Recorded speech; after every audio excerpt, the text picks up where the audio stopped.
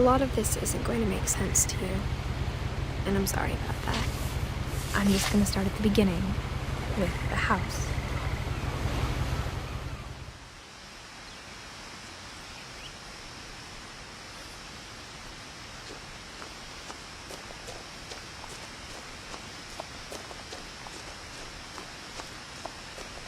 I lived here until I was 11, but I wasn't allowed inside half the rooms.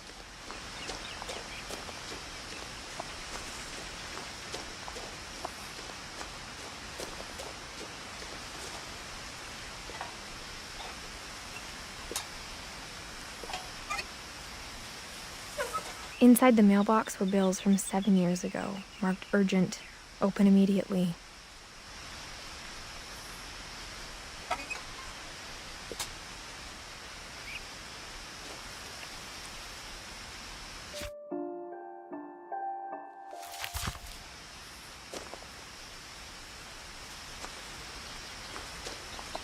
I hadn't been back since my brother Lewis's funeral.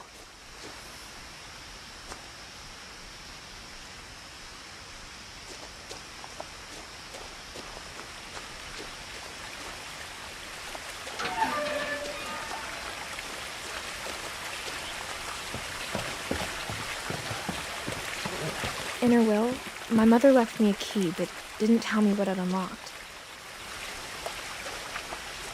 Maybe she thought I'd know. Or she thought that the mystery would be enough to bring me back.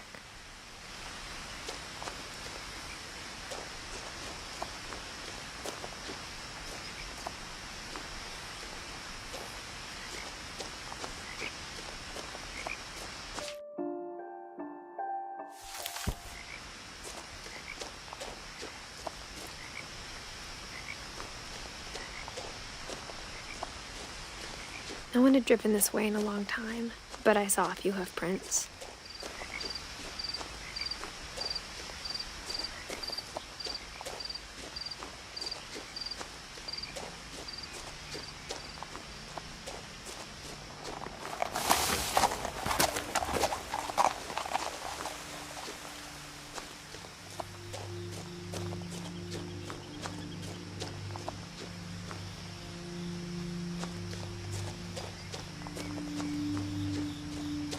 The truth is, even after I inherited the house, I never thought I'd come back to it. But now I had questions about my family that only the house knew the answers to.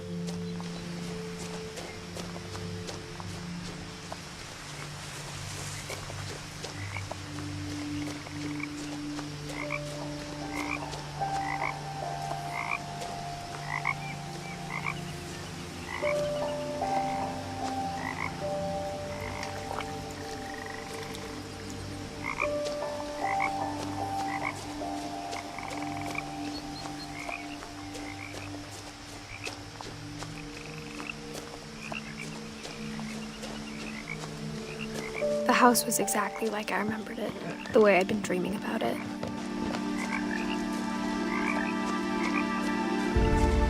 As a child, the house made me uncomfortable in a way I couldn't put into words. Now, as a 17-year-old, I knew exactly what those words were. I was afraid of the house.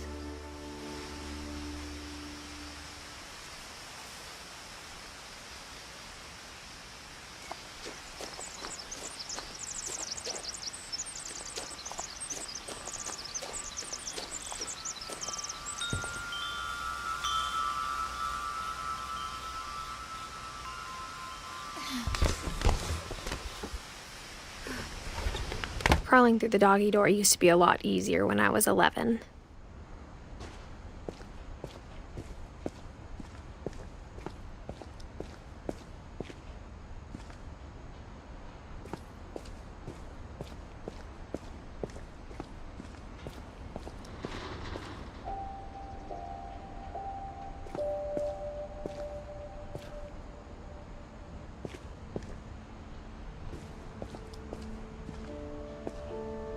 The power had been turned off the night we left.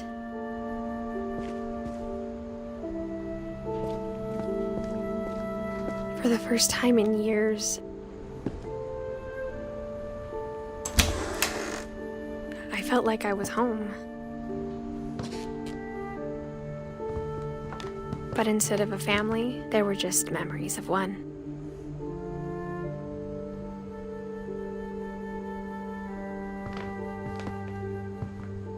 Like how only one restaurant would deliver to our house, so we had Chinese a lot.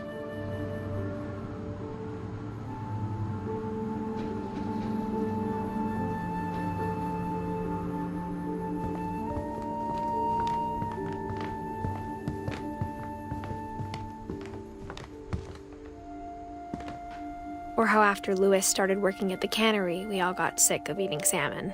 Except our cat, Molly. Nothing in the house looked abnormal. There was just too much of it, like a smile with too many teeth.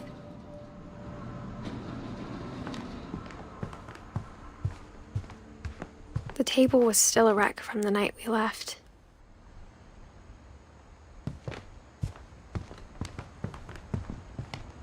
It was like a bomb had gone off, killing everyone but sparing the furniture.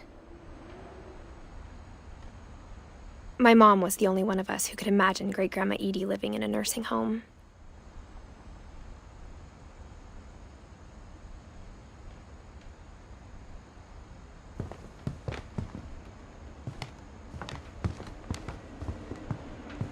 Even the fireplace had a story. Edie told me the bricks came from the original house, after it sank.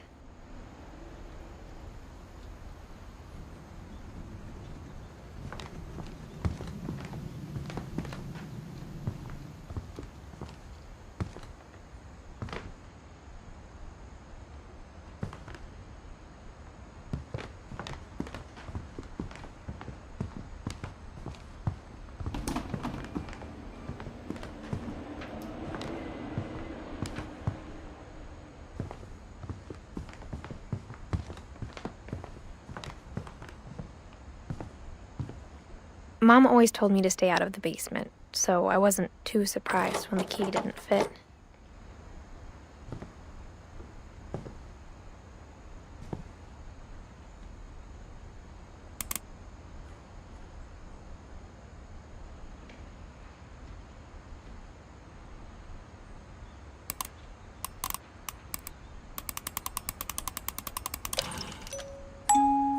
Great-Grandpa Sven built a music box for Barbara, along with the rest of the house.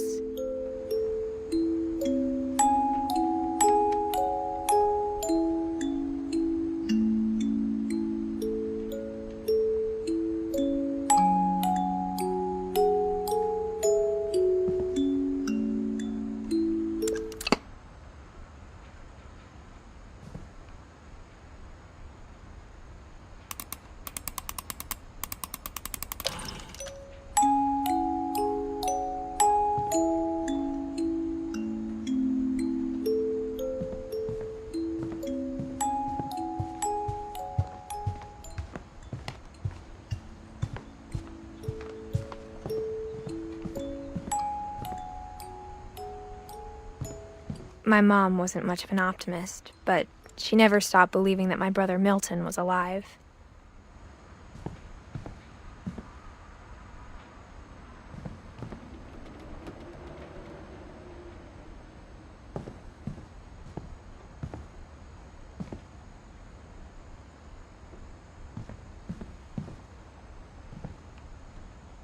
After Milton disappeared, Mom sealed up all the bedrooms.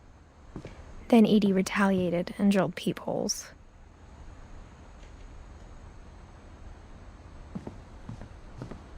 I spent a lot of time playing in Great Uncle Walter's room. I think my mom sometimes regretted not sealing it up.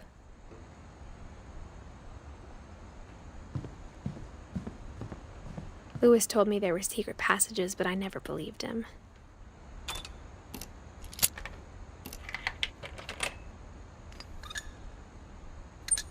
Turns out, my mom was really good at keeping secrets.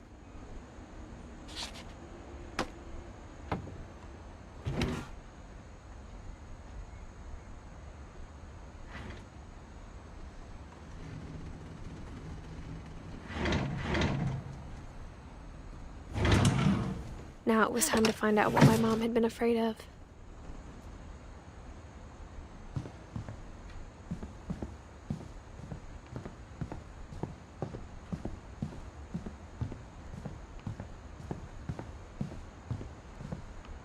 Edie's father, Odin, built the original house.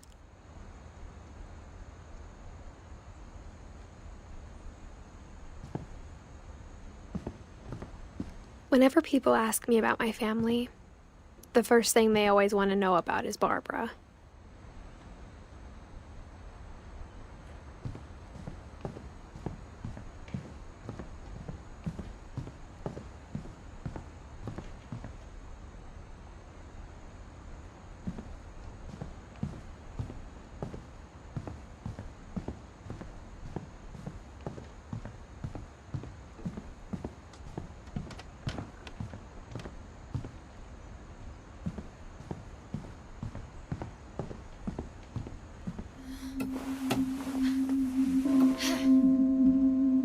Reading this, maybe it sounds like I had a plan.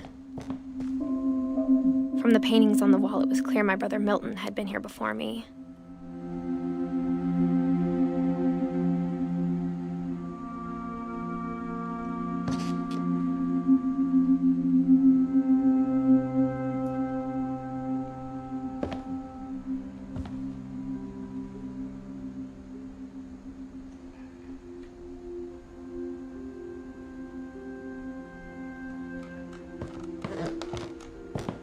But I had no idea what was behind that door.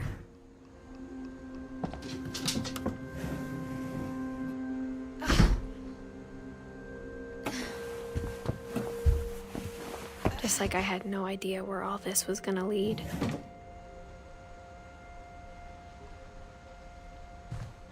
I grew up looking at Molly's room through the peephole. Being inside for the first time, I felt like I'd stepped behind a painting.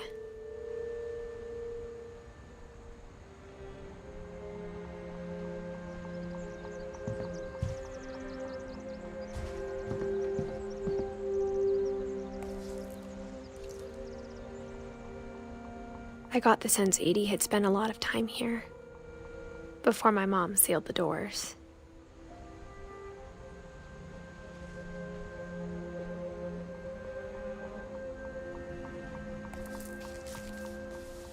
December 13th, 1947. Dear Diary, I'll be gone soon, but I wanted to tell somebody about what's gonna happen. It started when Mom sent me to bed without dinner. I woke up and I was starving, so I looked around for something to eat.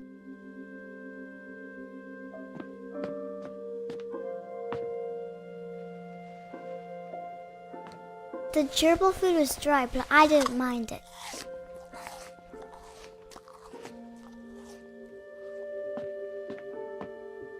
My Halloween candy was all gone.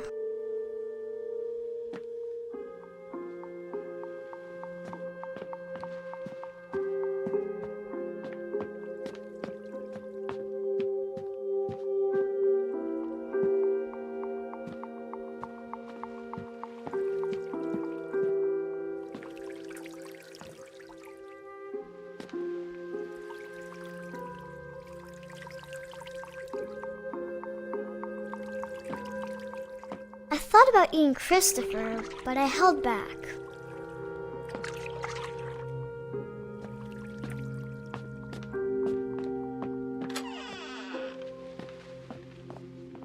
I kept eating and eating.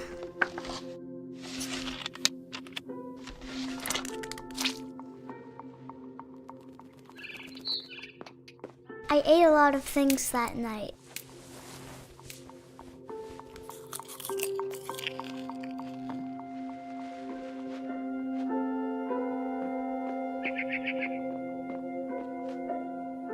Then I heard chirping outside my window. It was a barn swallow going back to her nest. I reached out for her.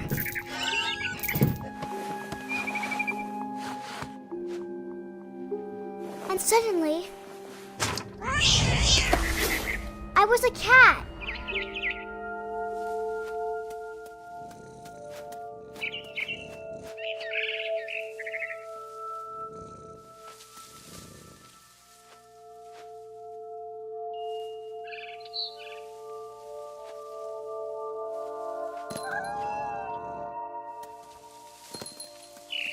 I tried to be quiet, but the bird was really scared.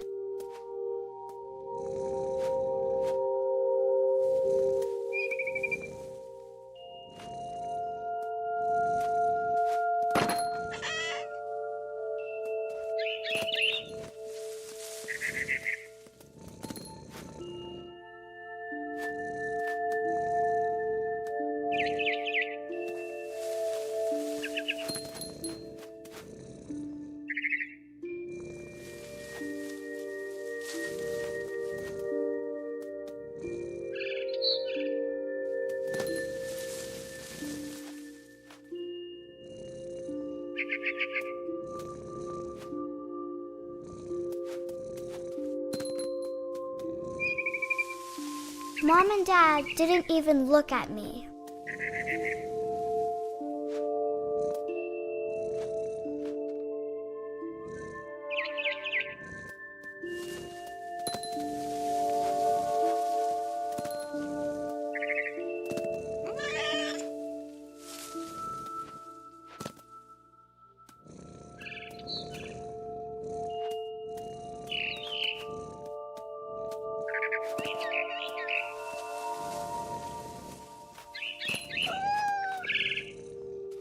I jumped and I almost got her.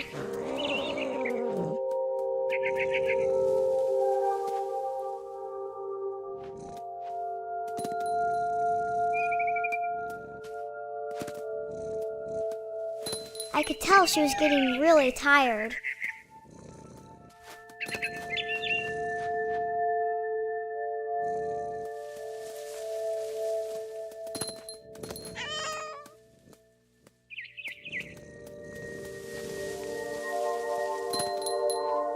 Now I was up in the big tree. I promised Dad I wouldn't climb it anymore. All I cared about was eating that mama bird.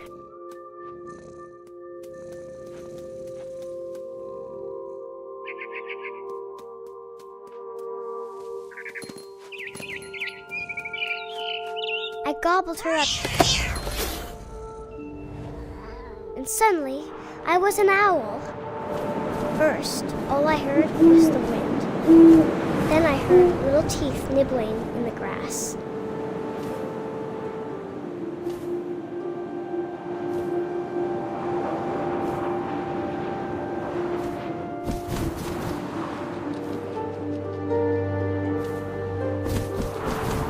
Rabbits.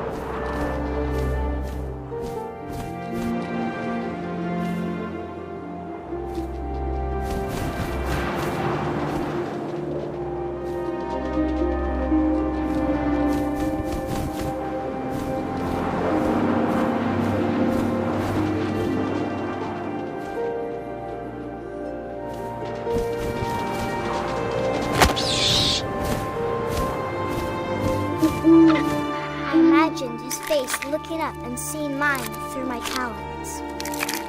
I swallowed him up, and I didn't chew one bit. Then I flew off to find something bigger.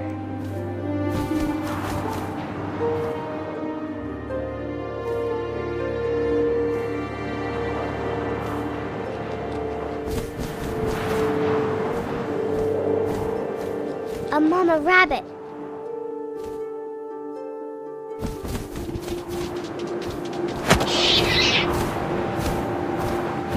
She was almost too big to carry. I started choking, but I couldn't stop eating. And suddenly, I was a shark.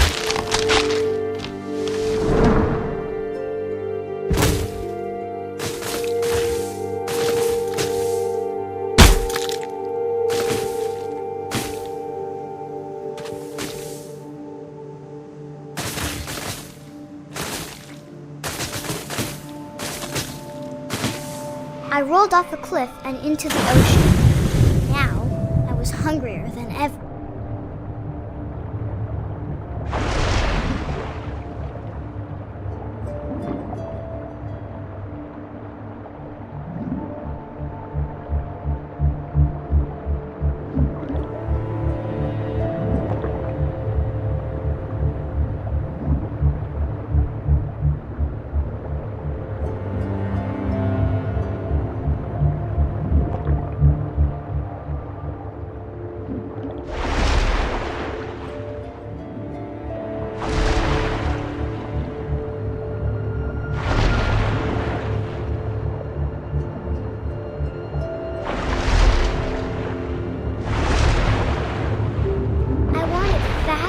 juicy seals.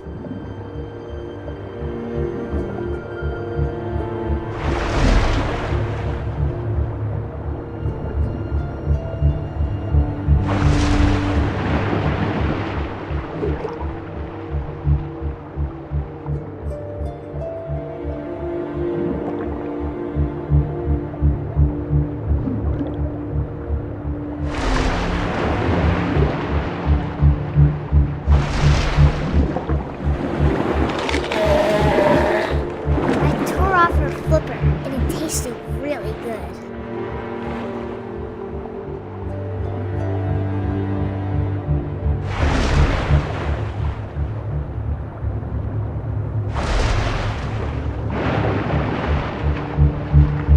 I grabbed on tight. When I was so hungry, I jumped out of the water. When I opened my eyes, everything had changed.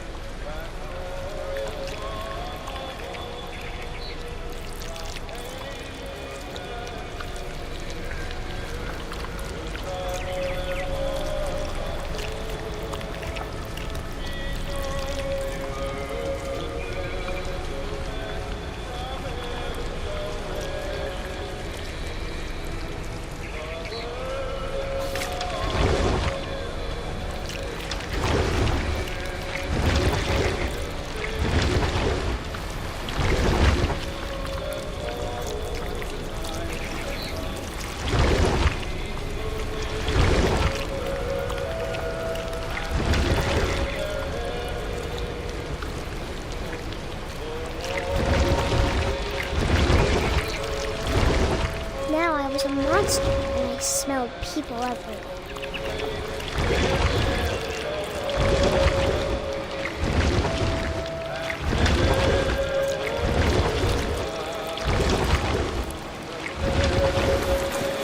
I was big, but I moved real quiet.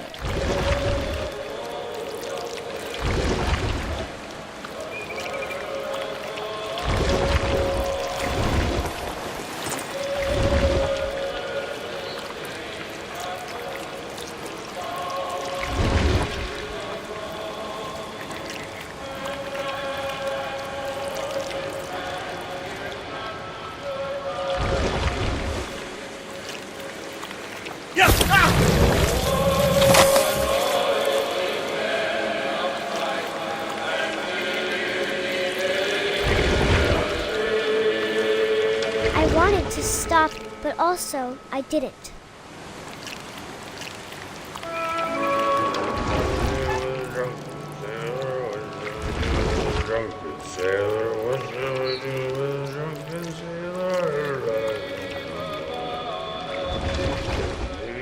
Belly was rusty, razor, belly was rusty, his belly was rusty, razor.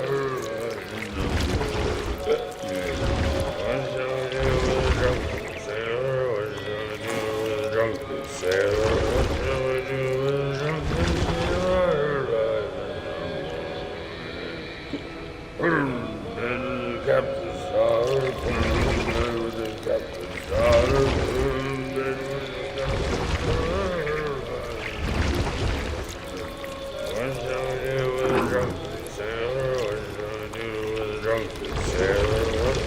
After the last passenger, I was still hungry. And across the water, I smelled something new. Something I had to have, so I swam towards it.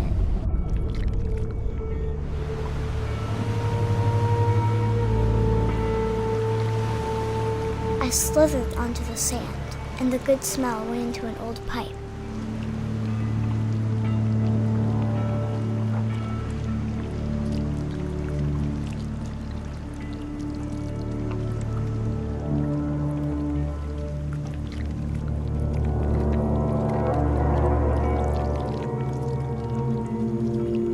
I got closer and closer.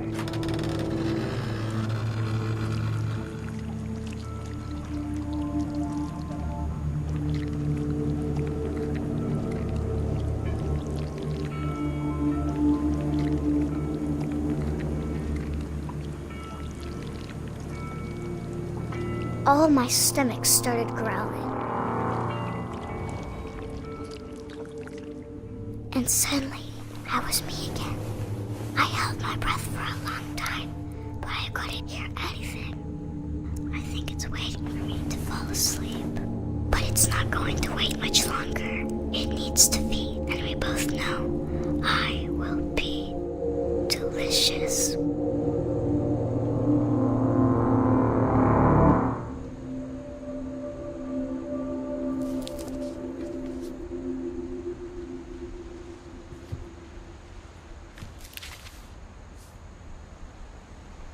I'm not sure if I believed all of that, but I'm sure Edie would have.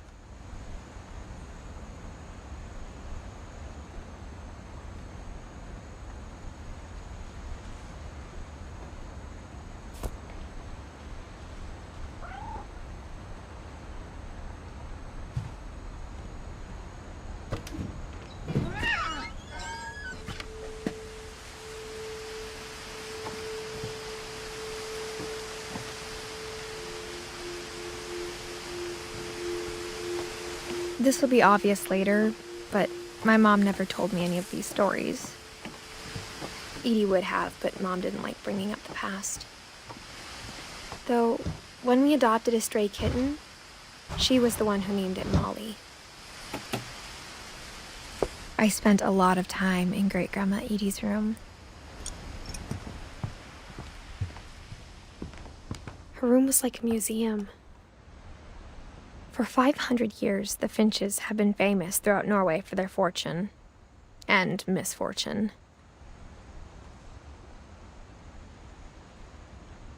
Odin Finch buries the latest victims of the family curse, his wife Ingeborg and their newborn son, Johan. On January 7th, 1937, he set sail with his family and his house, hoping to leave the curse behind.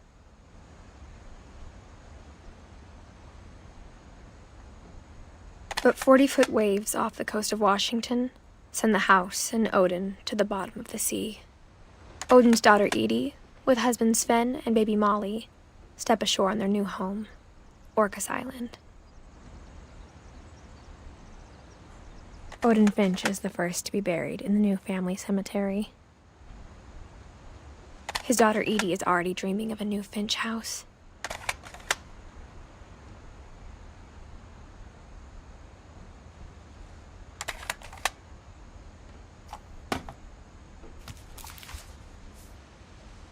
Whatever's wrong with this family, it goes back a long ways.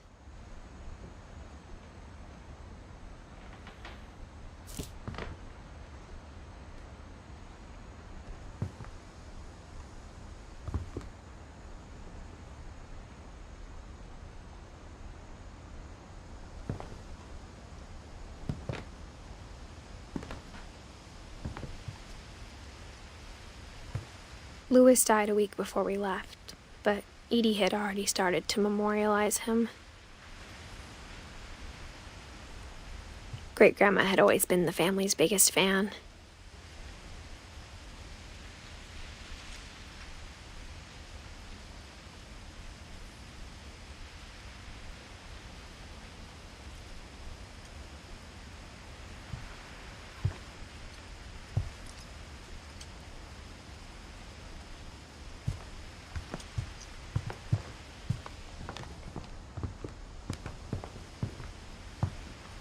One summer, they evacuated the island, but Edie refused to go.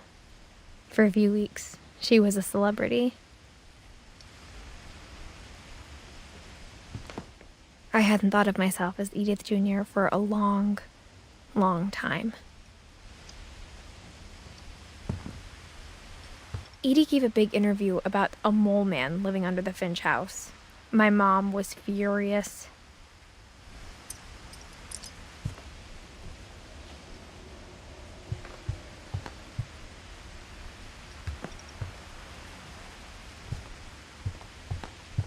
When Edie told people Sven was killed by a dragon, she could also have said he was building a dragon-shaped slide that collapsed. She could have, but she didn't.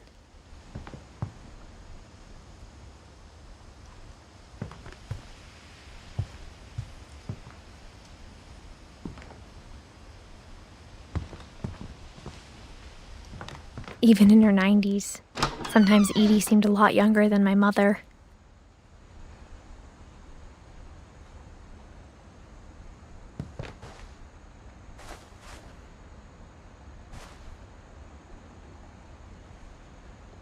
The only trace Grandpa Sam's first wife, Kay, left on the house was the pink bathroom. It was a pretty big trace.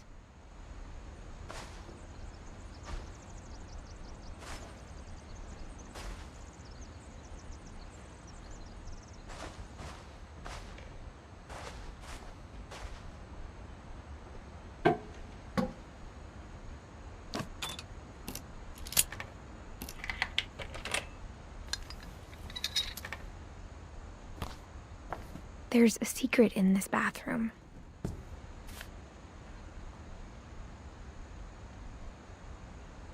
It's in the last place you would look. It isn't in the cupboard. It's hidden in this book.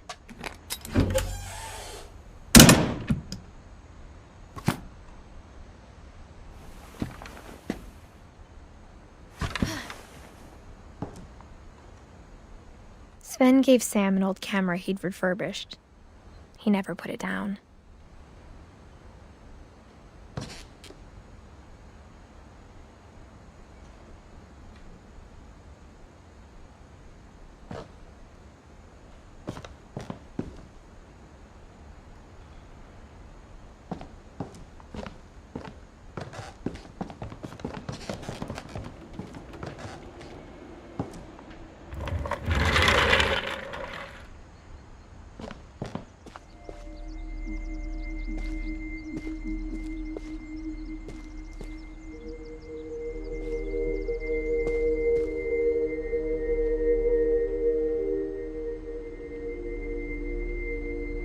I knew Grandpa Sam had a twin, and that he never talked about him.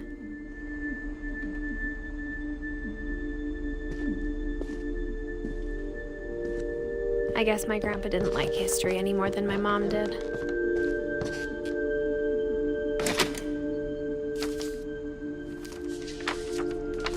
How I Want to Remember My Brother by Sam Finch. The thing I remember is that when he made up his mind, that was it.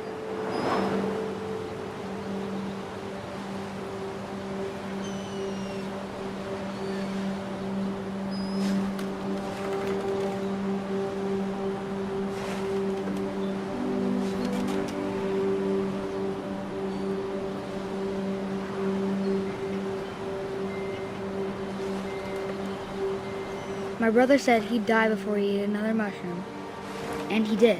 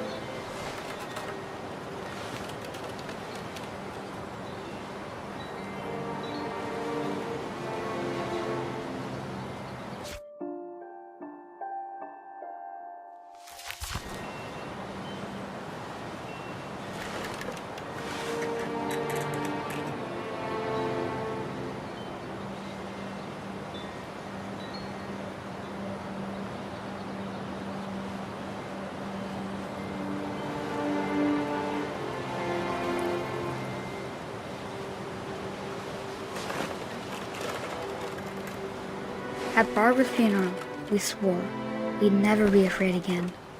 And he wasn't. I think Calvin always wanted to fly.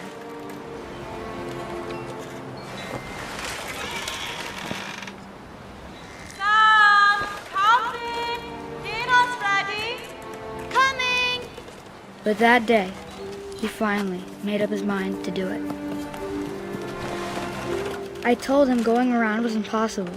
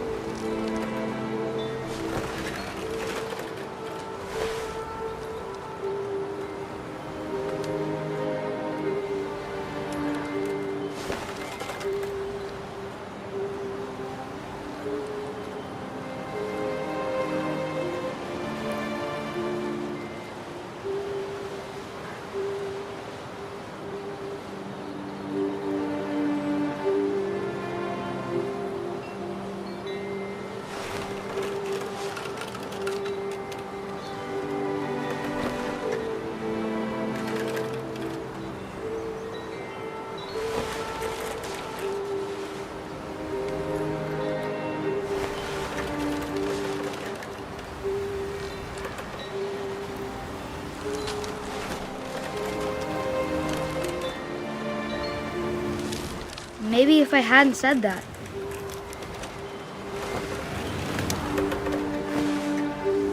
Calvin! I'm not gonna tell you again! Maybe if the wind hadn't picked up. Then maybe he'd still be here. But I doubt it. I think he'd already made up his mind. That's what I want to remember about my brother.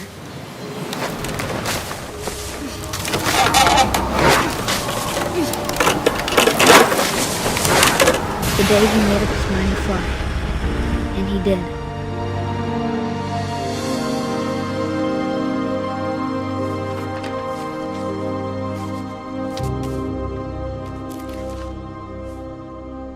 Calvin's story felt strangely familiar. When I was younger, I remember trying to do the exact same thing.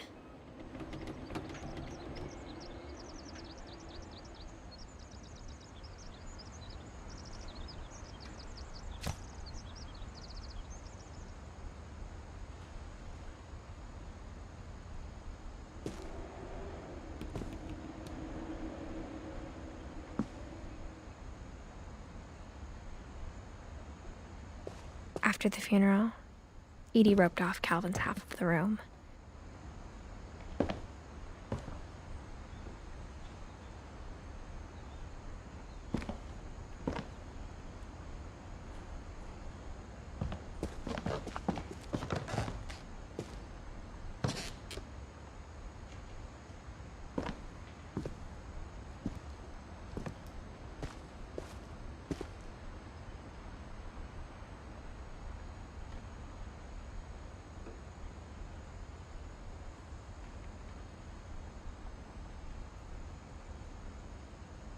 Mom said Grandpa Sam enlisted at 18 and never set foot in the room again.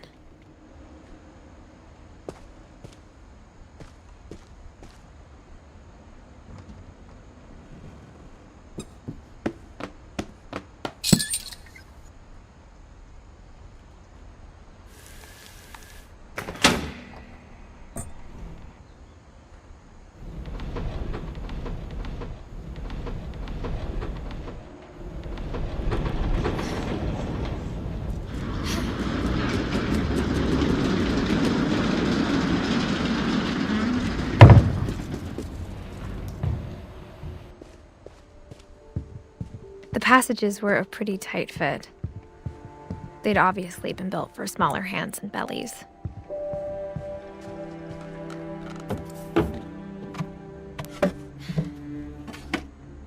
Growing up, I always thought of Barbara as a child star.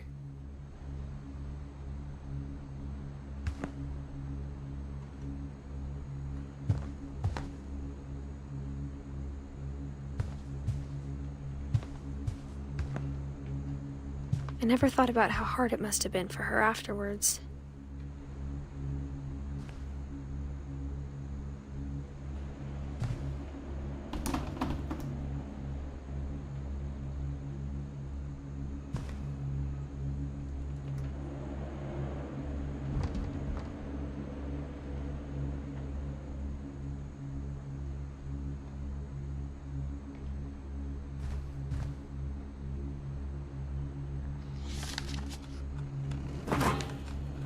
Of all the stories people wrote about Barbara's death, I'm surprised Edie saved this one.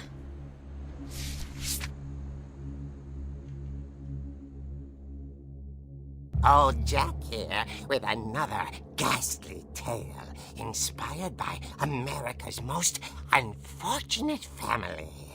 I'm calling it The Surprise Ending of Barbara Finch. As a child star, Barbara was famous for her scream. Now at 16, she was all washed up. A has-been. But in a lucky break, she'd been asked to perform her signature scream at a local convention for monster movie fans. It was just the boost her career needed. Unfortunately, her scream hadn't aged well. Getting better. I think you just need the right motivation. Her biggest fan and current boyfriend, Rick, was about to demonstrate when... Now that was a great scream. It was Barbara's father, Sven. He'd slipped into a table saw and had to be rushed to the emergency room.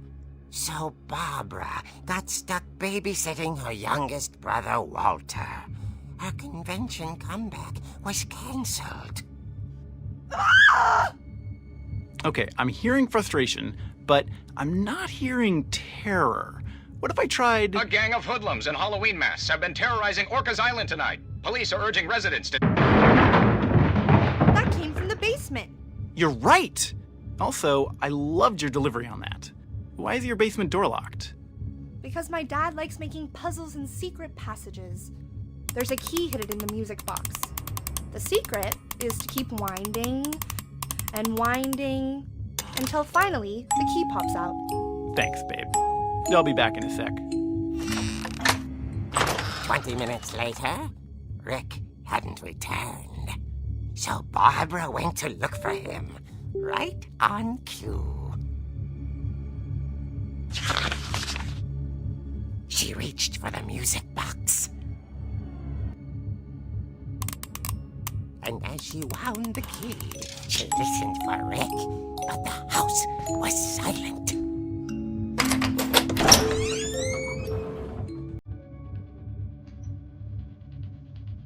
Rick?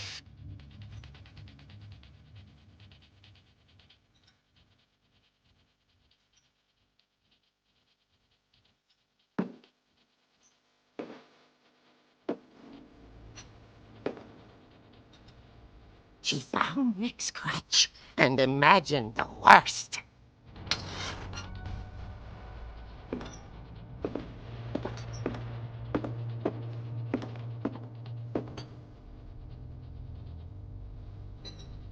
The gang's leader is the infamous Hookman killer, Dr. Carl Hamill, who impaled and then ate his family 10 years ago tonight.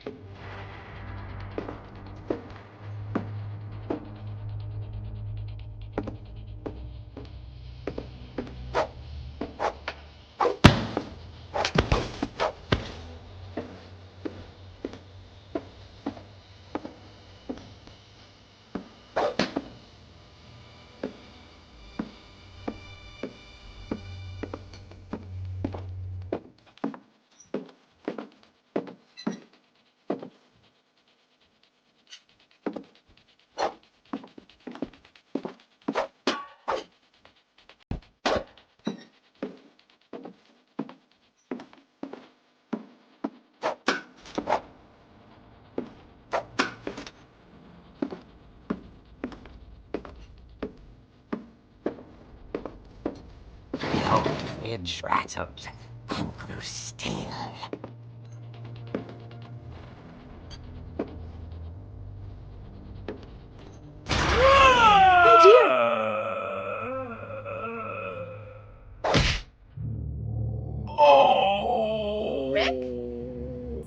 Barb, relax. I was just trying to scare you to help you find your scream. Well, I'm not scared, Rick. I'm furious. Then act furious.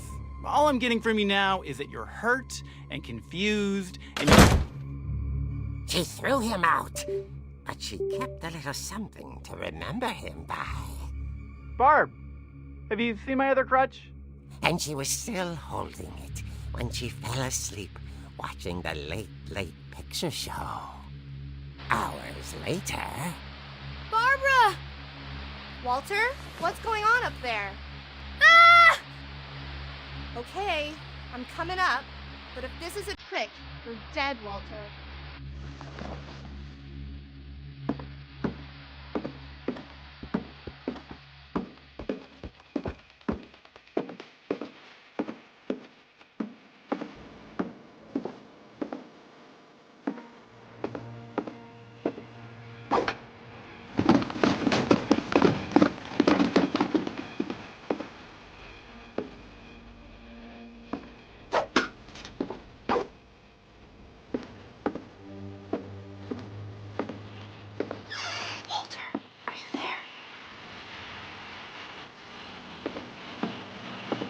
Walter vanished, but his bedside radio was still on. Orcas Island police describe the man as 6 feet tall, with a steel hook for a hand.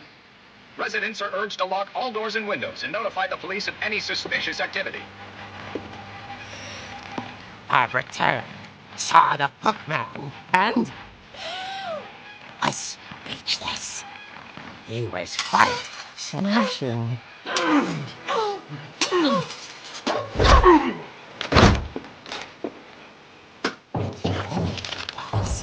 He couldn't get enough of Barbara. Okay, Barbara, there's gotta be another way out of here.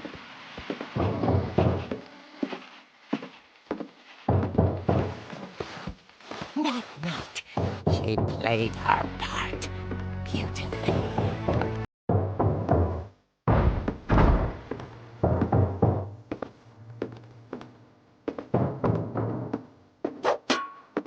Molly's door hadn't been opened in years. The hinges grow.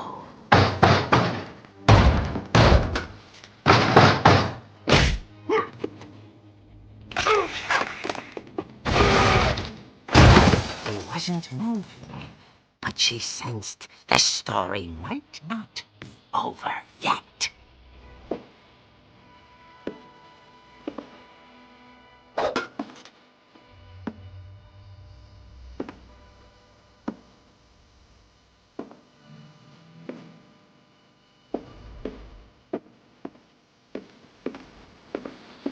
The hookman had vanished.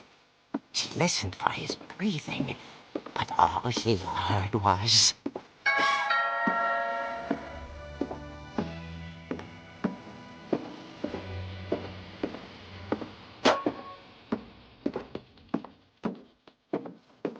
Someone at the door was dying to speak to young Barbara.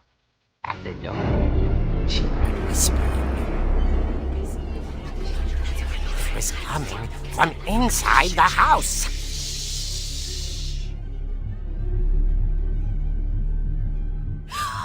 Oh dear. The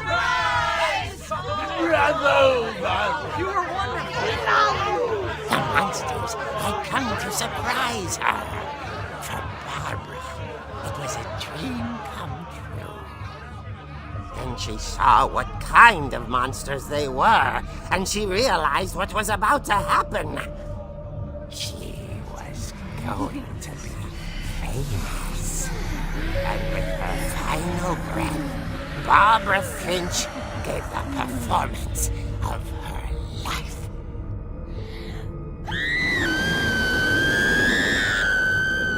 I wasn't there myself, but I hear Barbara was magnificent.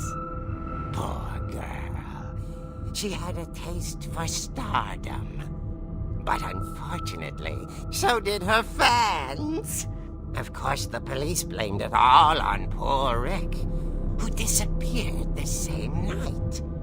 And little Walter, hiding under his bed the whole time, He took it all pretty hard, but that's another story.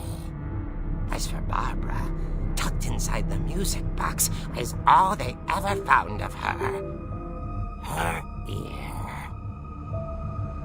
Now that's what I call a real eerie tale.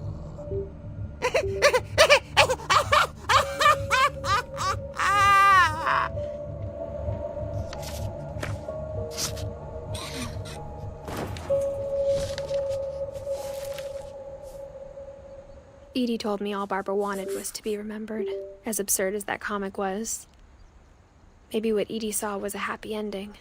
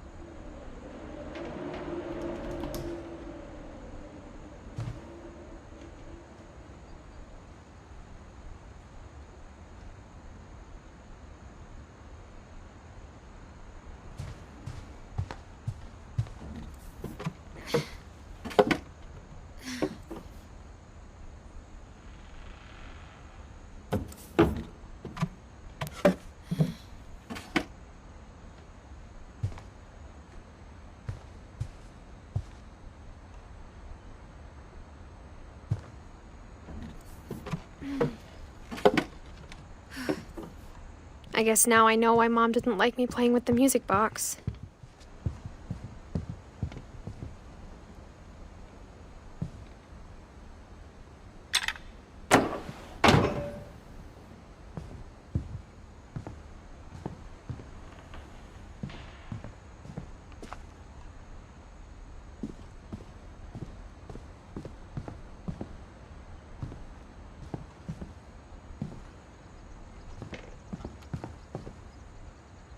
It's funny.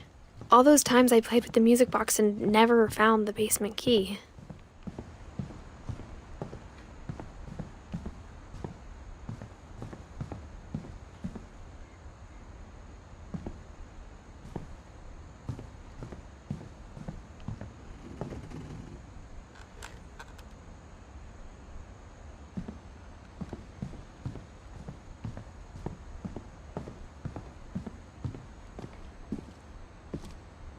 Mom must have locked the third floor stairs on the night we left.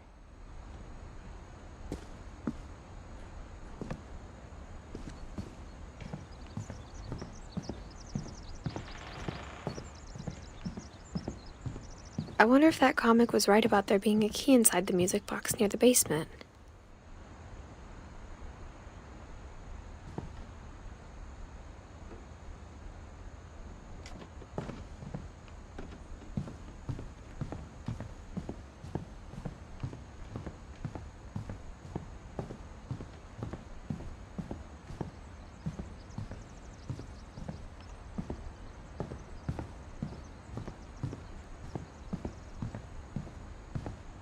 Maybe I should go check out that music box down by the basement.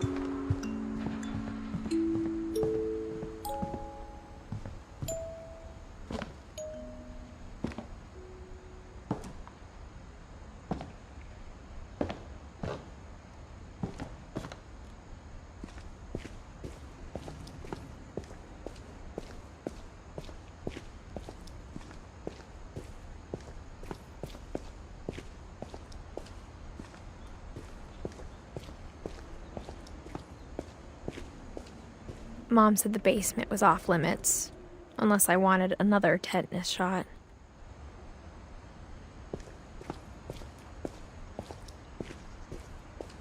I saw Edie sneak down to the basement once, carrying packages. I thought maybe she was hiding presents. It turned out she was hiding a lot more than that.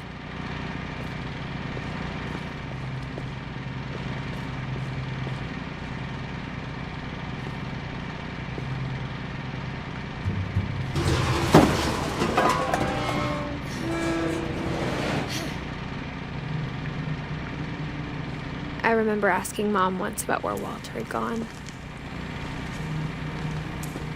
She said after Barbara died, he got as far away as he could.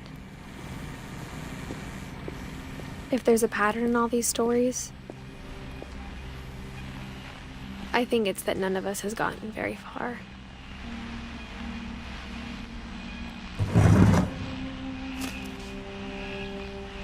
Goodbye, everyone. I can't believe I've been down here for 30 years. On that first day, after the shaking started, I didn't think I'd survive a week.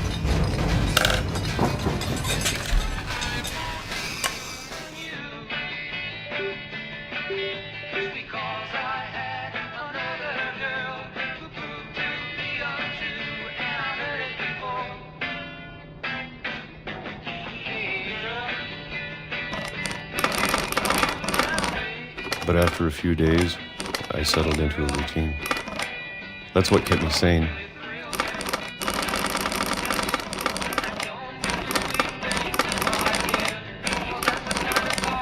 Having a schedule, living for today. I always expected to be dead tomorrow. But if you wait long enough, you get used to anything.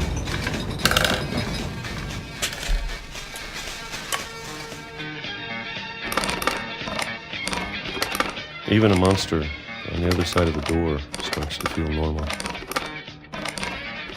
Almost friendly.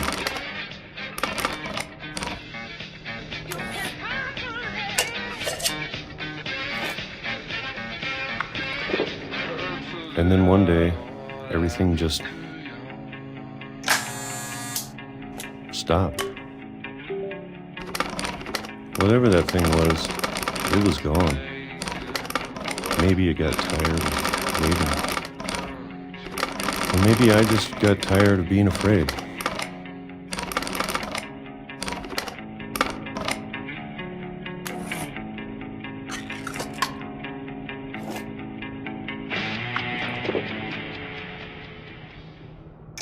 It's been a week now, the longest in 30 years.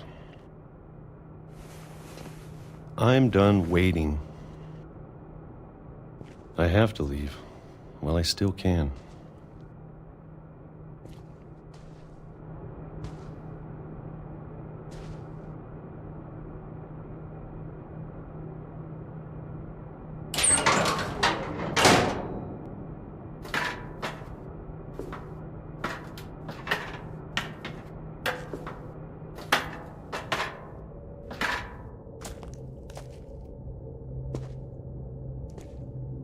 I know it's out there, somewhere. Whatever killed Barbara and Molly and Calvin. Maybe this is all a mistake. But I need to stop living the same day, even if it kills me.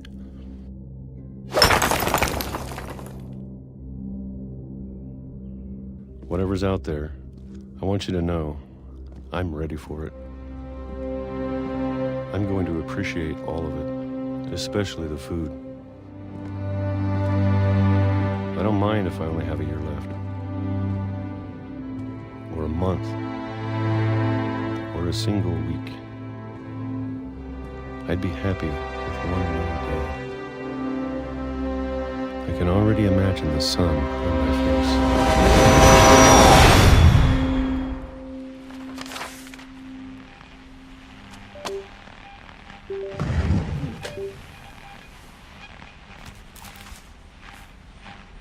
Walter died when I was 6. I can't believe my mom never told me he was down here.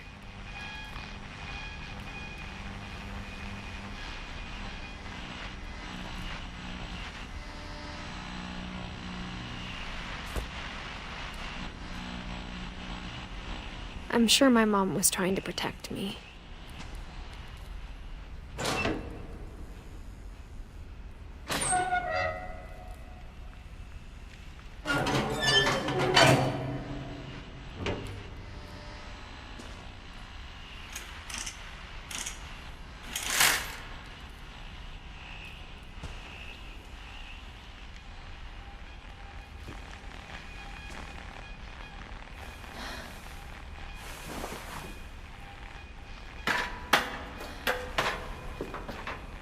Maybe she was afraid I'd end up like Walter. But if she never told me about an uncle under the house, I can only imagine what else she was hiding. I don't want to make the same mistakes she made.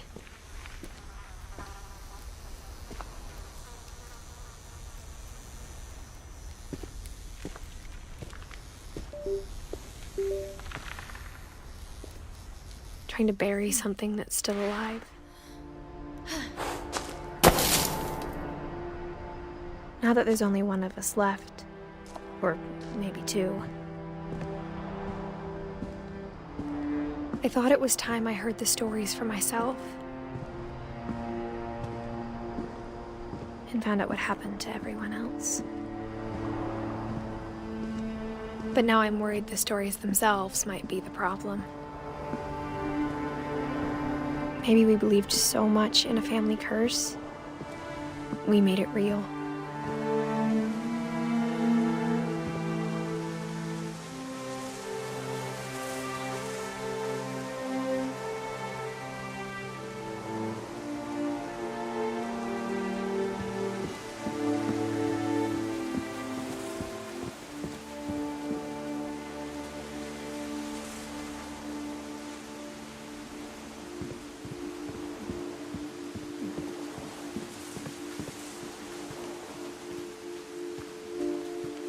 I don't know if I should even be writing this.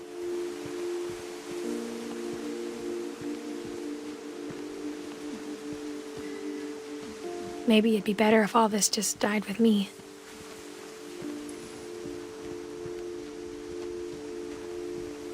But I thought you should know about your family.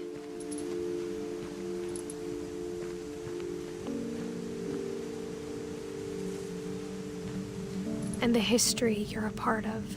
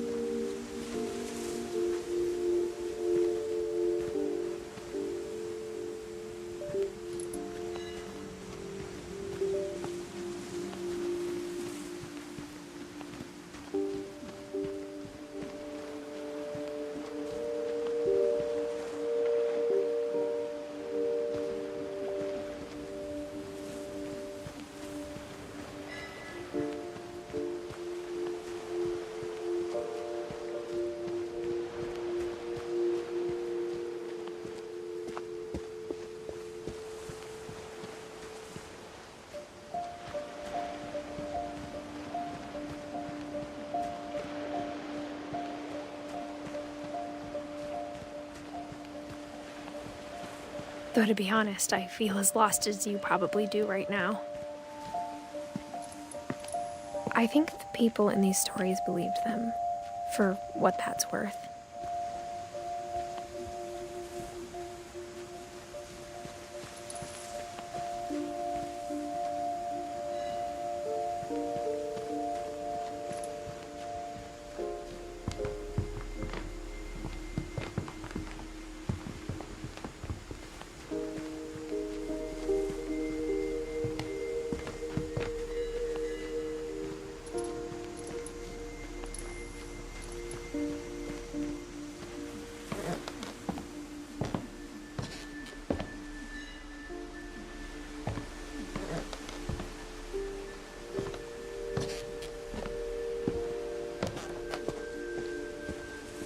And when you look at the house, that history of imagination and stubbornness and madness, any of it seems possible.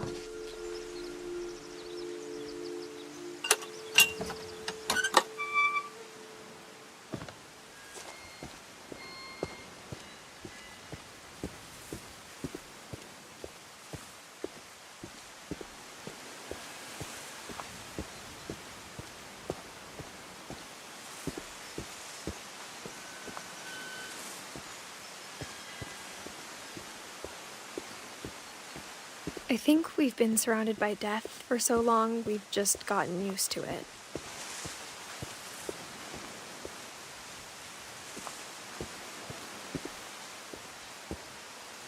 What kind of family finishes building a cemetery before starting the house?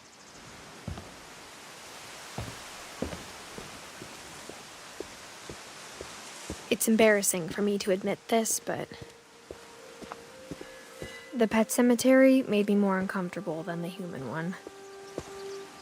3 of the gerbils were mine, and 2 had been my fault.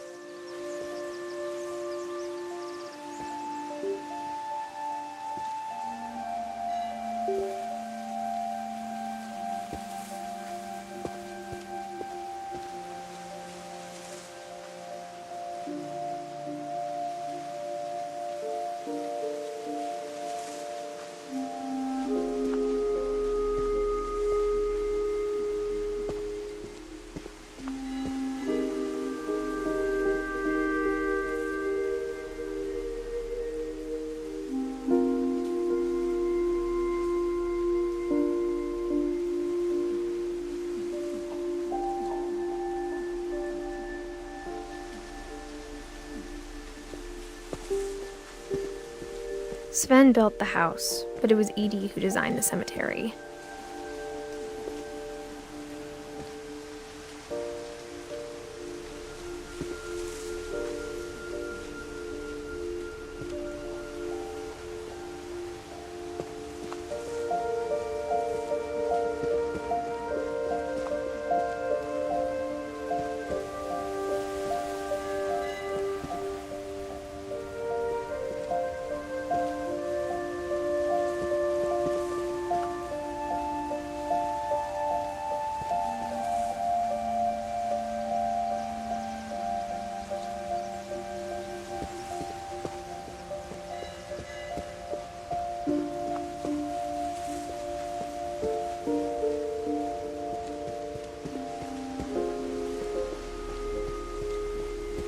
I'm sure Odin's monument had been Edie's idea.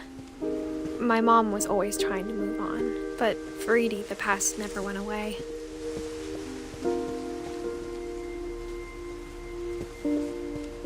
She could see it poking out of the water at low tide.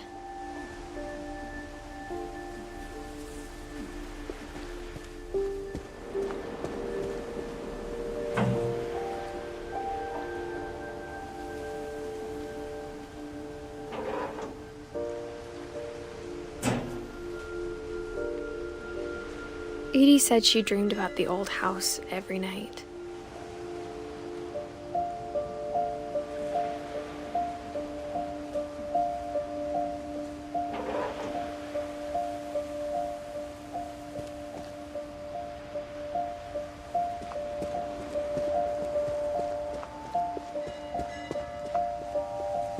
Edie's side was always easier for me to understand. But the older I get, the more I can see where my mom was coming from. Her dad had been pretty strict, but it wasn't enough to save her brothers. She was just trying to do better.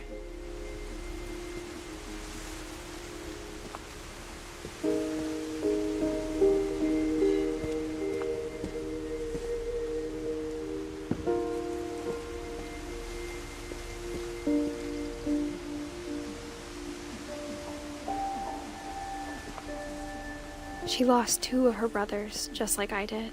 I get why she tried so hard to protect us.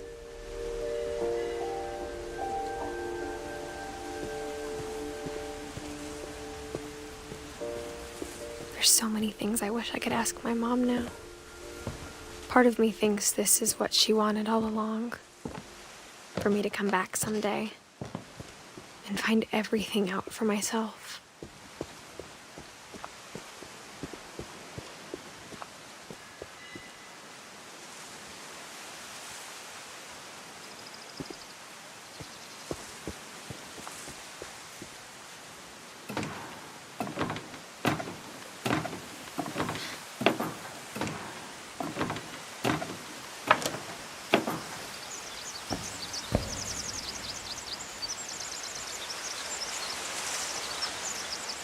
But looking back on it now, if she told me there was going to be so much climbing, I never would have come when I was 22 weeks pregnant.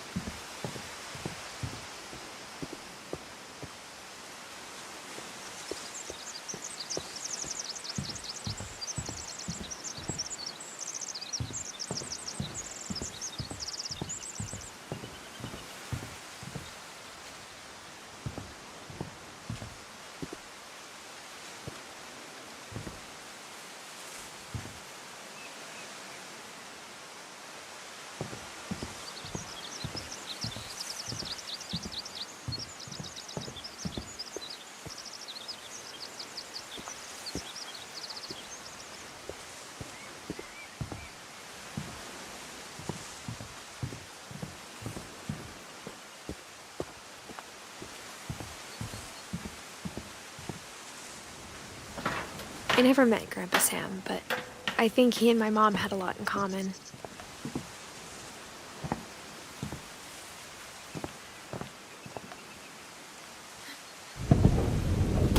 They were both pretty intense.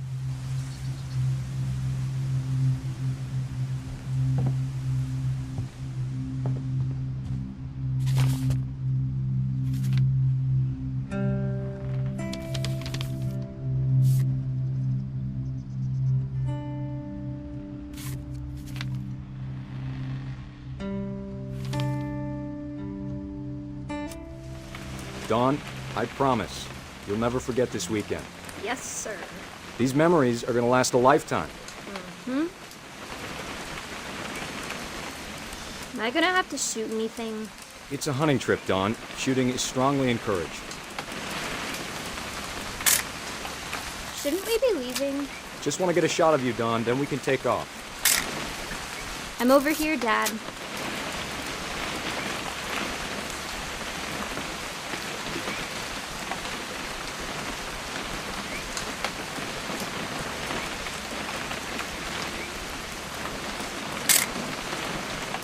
Right. What? Perfect. It's gonna rain the whole weekend, isn't it?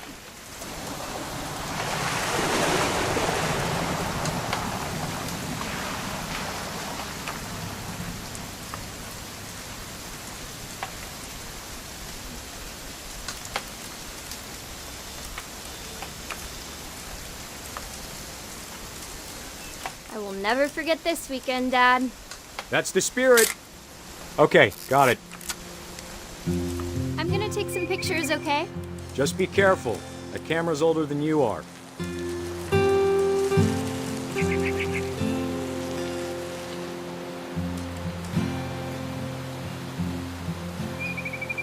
You're right, Dad. It's starting to clear up. Still freezing, though.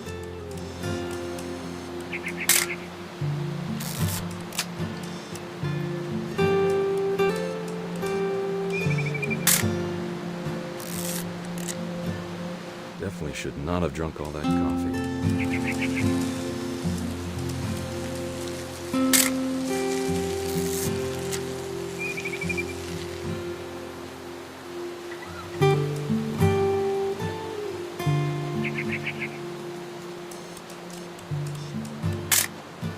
Aw.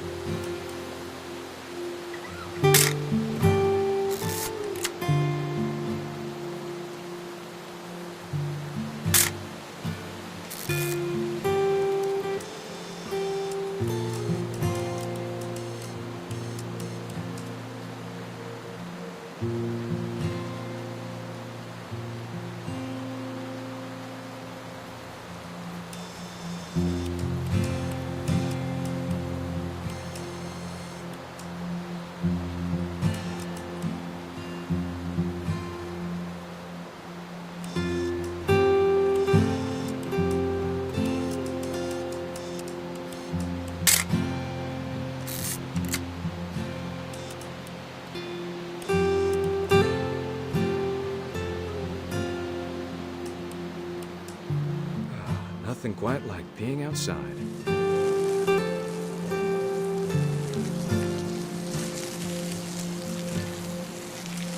Oop, a little more gas. Hey! That's a keeper. I'm just saying, I'm not always gonna be here, Dawn. You'll need to remember this stuff, if you want to survive. I'll be fine, Dad. You know who else thought he was gonna be fine? Some guy who died. Dawn, I'm being serious. I know, Dad. You're always serious. Doesn't being out here make you want to chill out? Well, to tell you the truth, I haven't been out here in 20 years.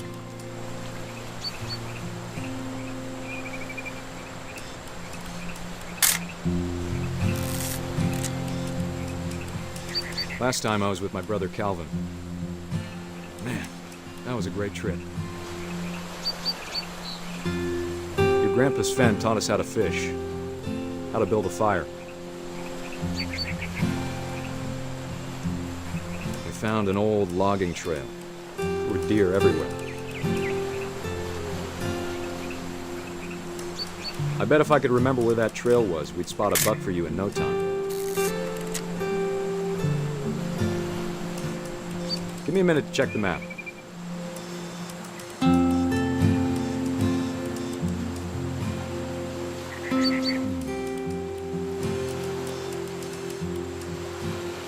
Dad! Good eyes, Dawn.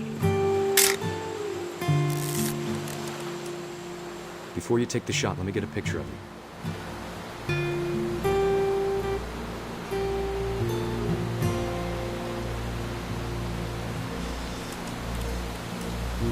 Dad, I... Just breathe. Let me get behind you. Do I have to do this? Dawn, you don't have to do anything. But if you want to survive, you'll need to be strong.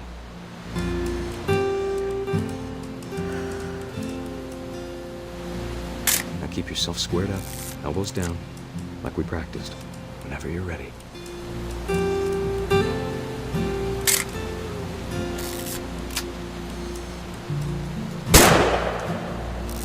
Great shot, Dawn!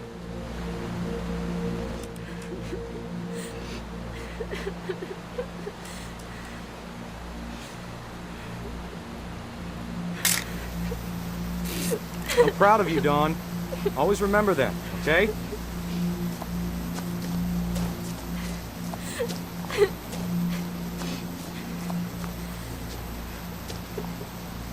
Sorry, Dawn, just gotta reset the timer.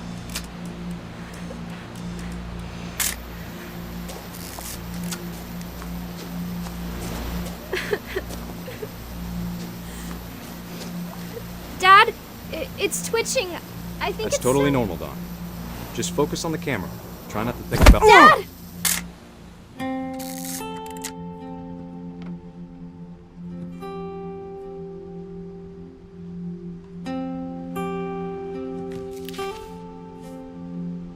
Of all these stories, that's the one I wish most that my mom had told me.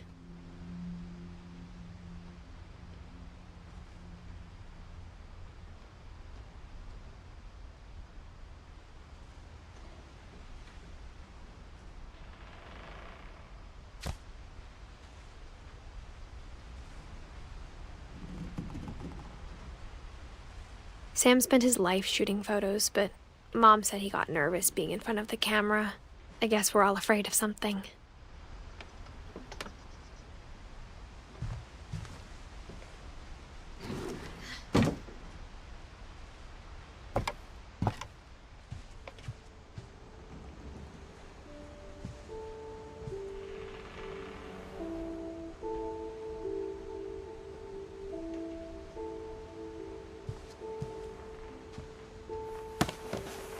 After Sam died, my mom and Edie got really close.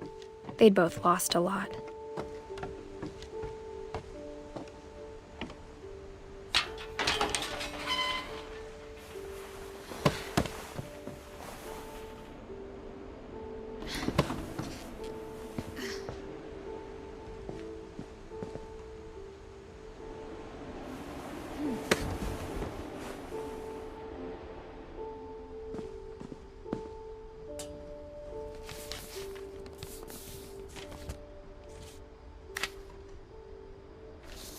Dear Kay, do you remember the way Gregory used to laugh when he thought he was alone? Like something funny was happening, but only he could see it.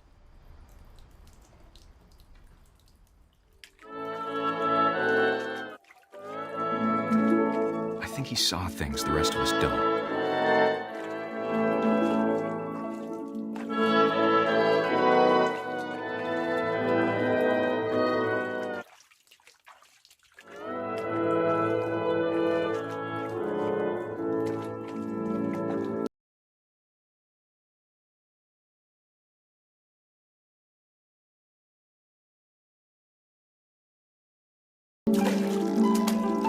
Bartend over, Gregory. It's time to... Hold on, sweetie. Hello? Sam?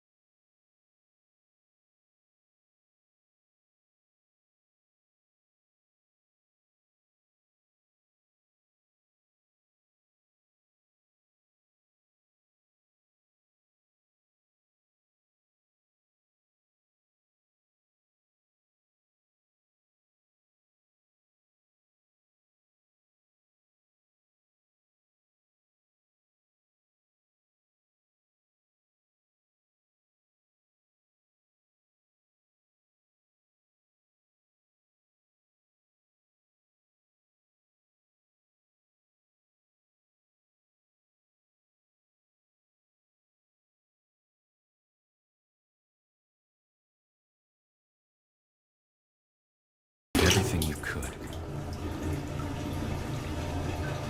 Maybe if I hadn't called that night.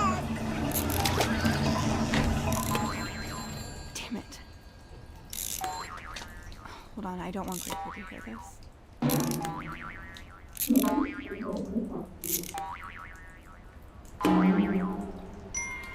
I wish he could have told us.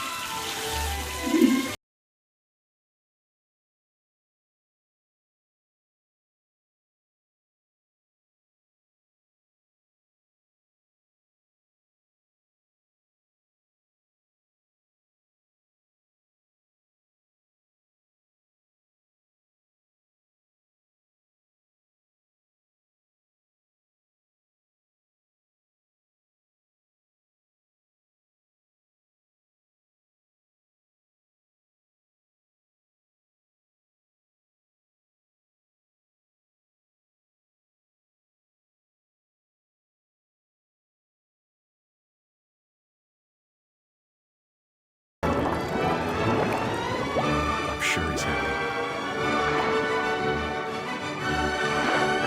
And he'd want you to be happy too.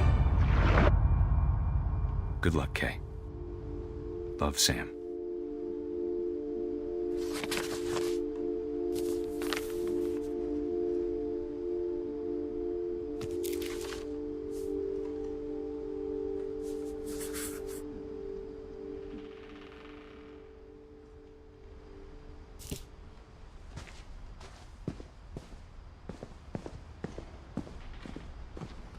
I can't imagine my mom ever writing poetry, and yet... A poem for Gus, who always said the wedding was a bad idea. Our father never hit us kids, at least not very hard. before the day my brother said with teenage disregard that he'd be dead before he'd see a wedding in our yard.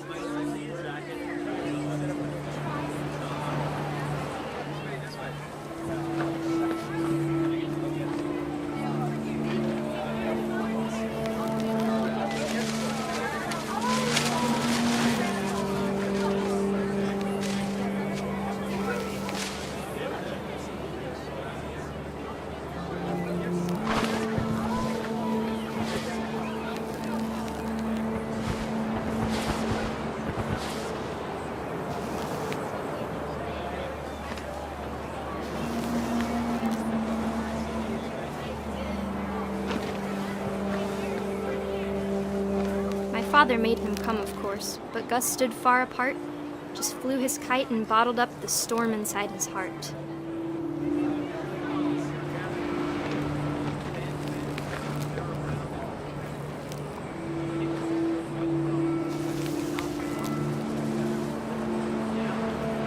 I tried to talk him out of it, but though he'd never met her, we don't need a stepmom were the words that I now pronounce you husband and wife. You may kiss the bride.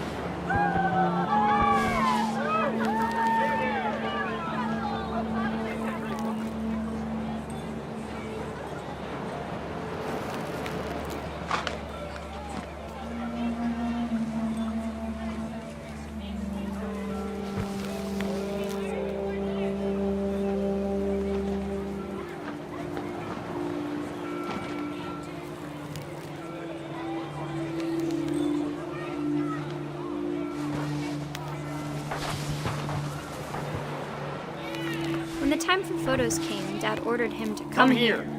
But Gus declined, and as a sign held up his middle finger.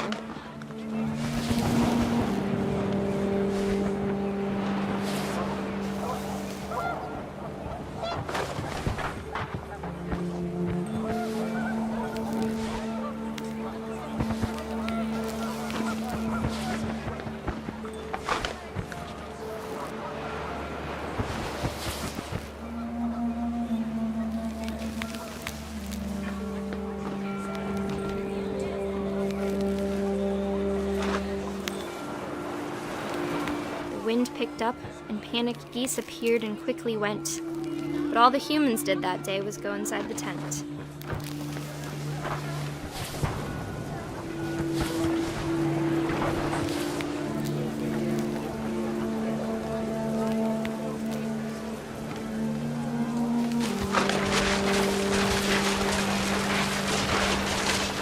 The rain came down in buckets then, but no one seemed afraid that nature might destroy the tent our dad had crudely made.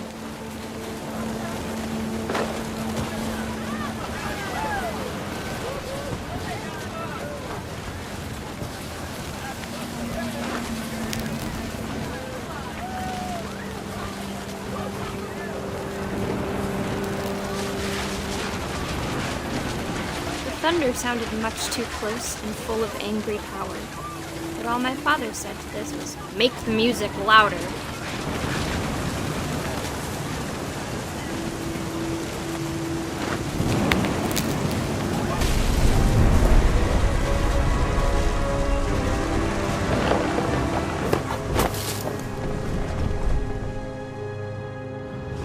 I wish that I could truly say I thought about you on that day. Out there on the beach alone, just you, the wind, the sea, and foam. But I didn't, until we found you.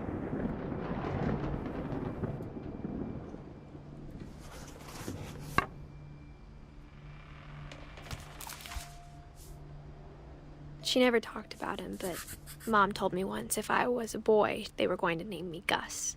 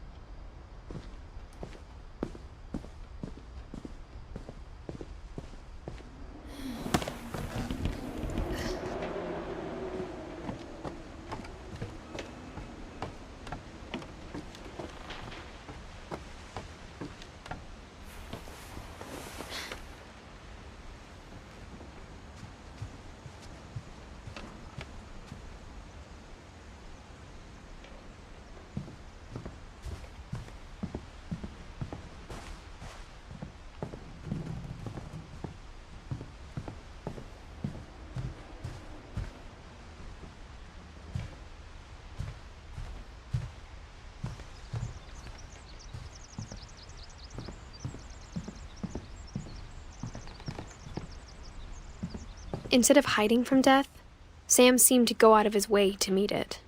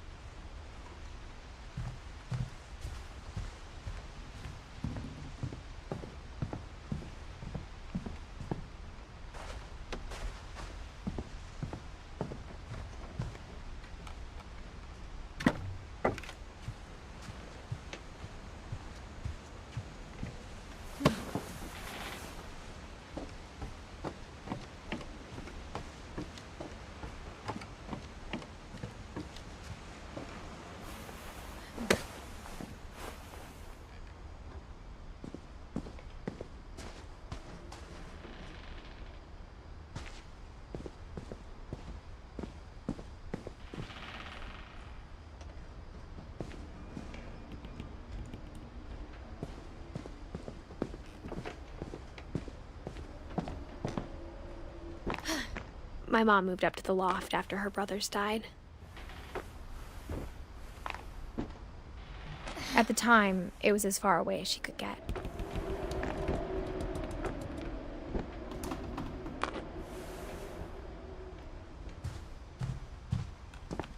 She spent a summer building houses in Calcutta, where she met my dad, Sanjay.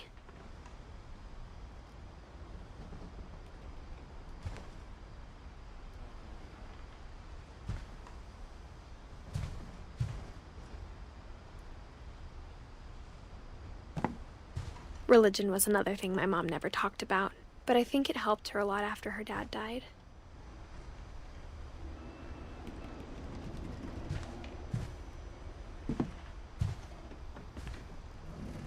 My mom moved to India a week after graduation and got a job teaching English. Louis was born a year later.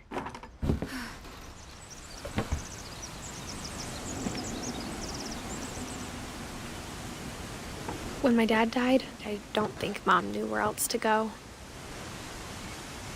I'm sure Edie was happy to have her back.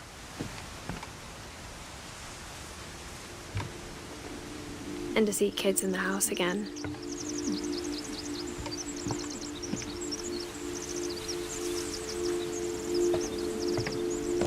The house had to get a little bigger, but Edie was used to that.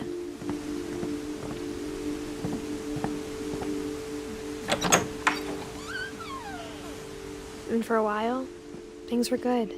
Almost normal, but it didn't last.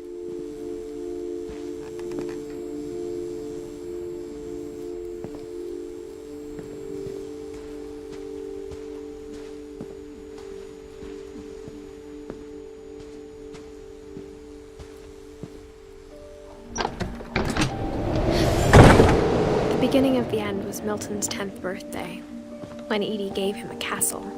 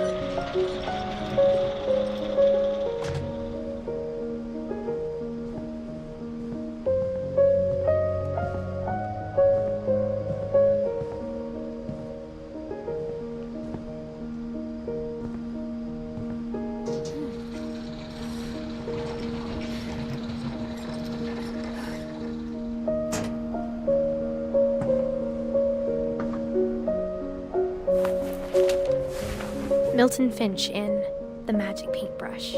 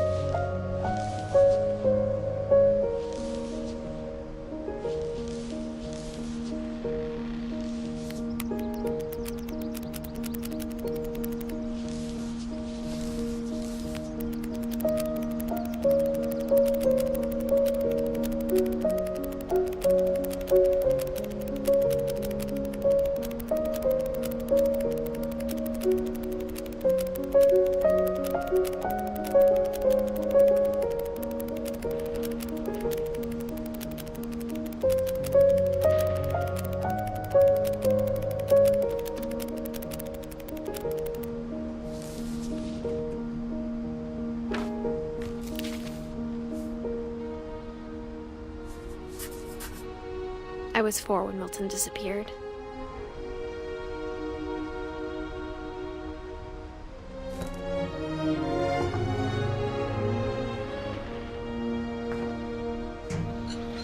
Mom spent months searching for my brother. Then she sealed the doors.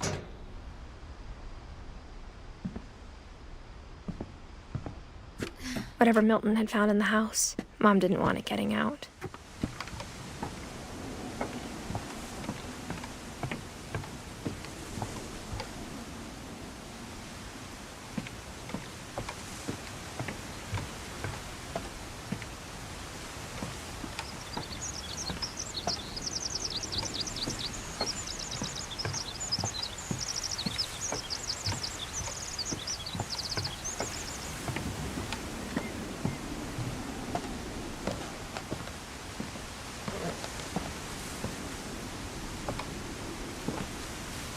Mom definitely blamed Edie, but I think Louis blamed himself. After he graduated, he just spent more and more time in his room, until Mom got him a job at the cannery.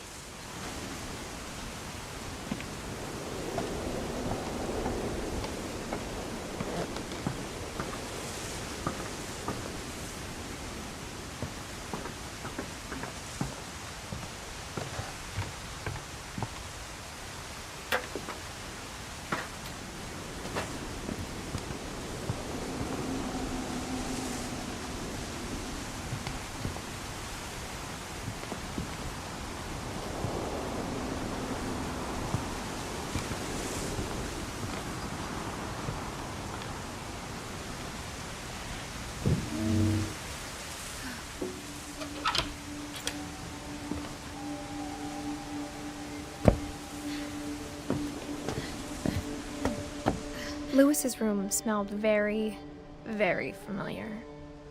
That part of him lived on.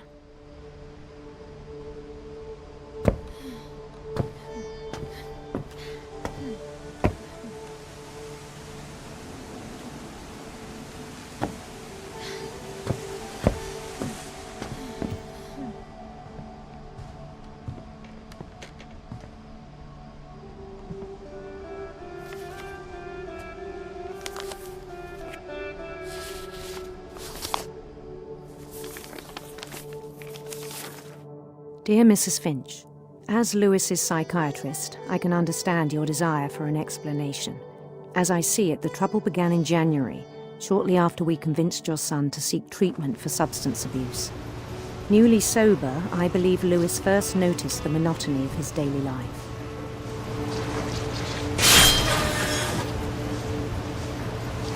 He kept working at the cannery, but he withdrew part of himself. In our sessions, I saw the same behavior.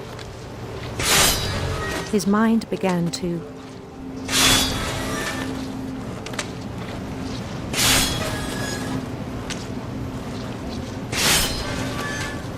wander.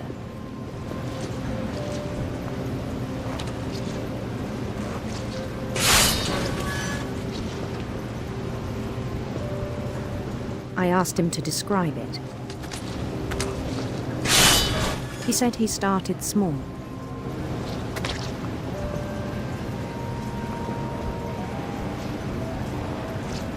Imagining a labyrinth.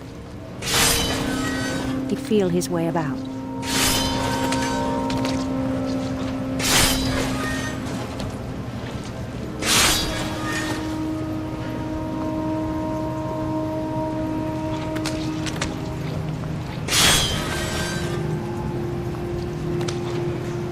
Then something moved.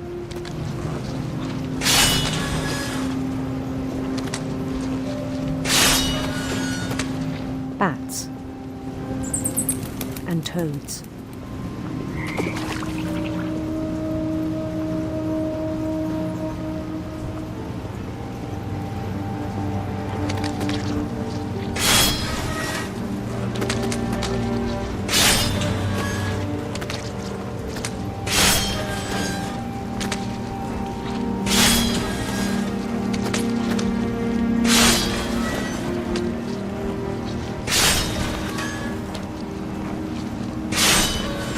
and things that have not names. He knew it was all in his head.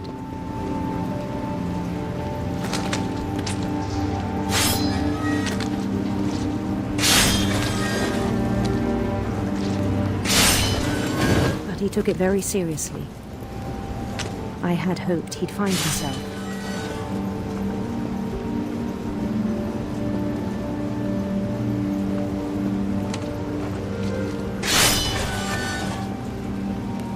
But he found something more.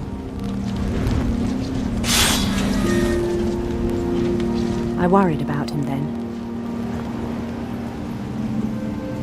Daydreaming at the cannery.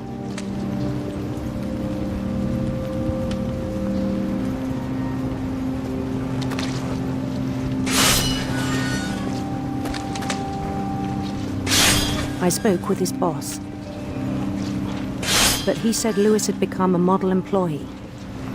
Methodical, tireless, focused. Like a whole new Lewis. So I let him go on.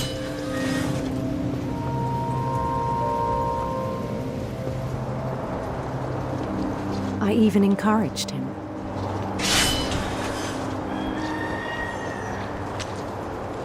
It seemed very promising at first. He told me he'd made a new friend.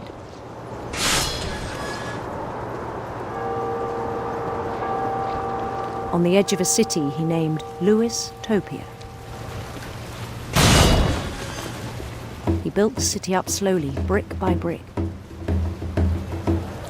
Then he made musicians.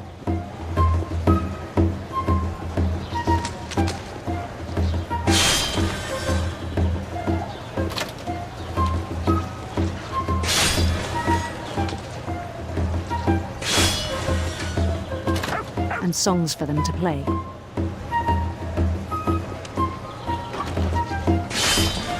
He talked about starting a band.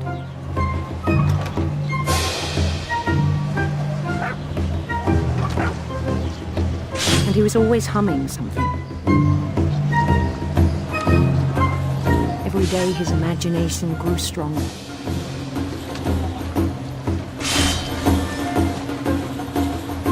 He no longer spoke at the cannery. But his chopping was as reliable as ever. Then one day it struck him that all the cheering crowds, even the stones under his feet, were all in his imagination. So he could do whatever he wished.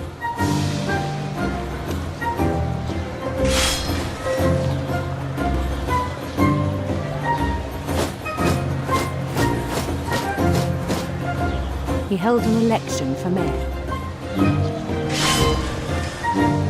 And he won. They begged him to stay, but his mind was already wandering. It became a game for him.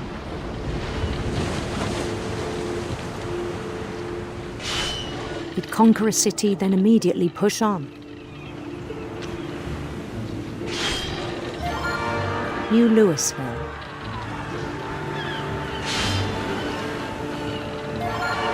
St. Louis. He started drifting away from our reality.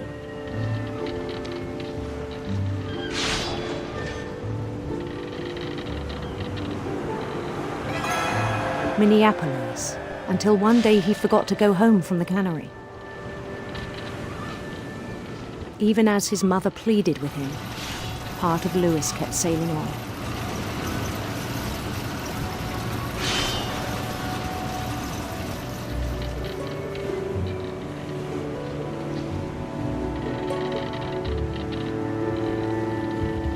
In Lewisburg, he heard rumors of a handsome queen.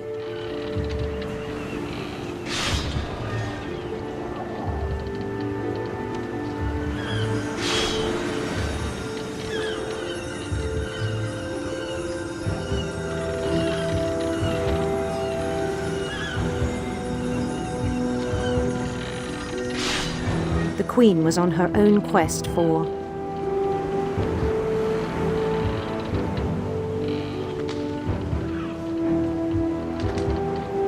sinister serpents.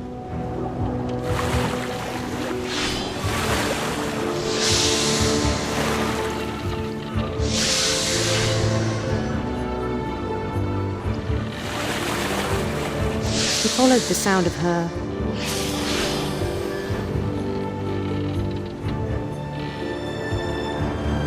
silver harp.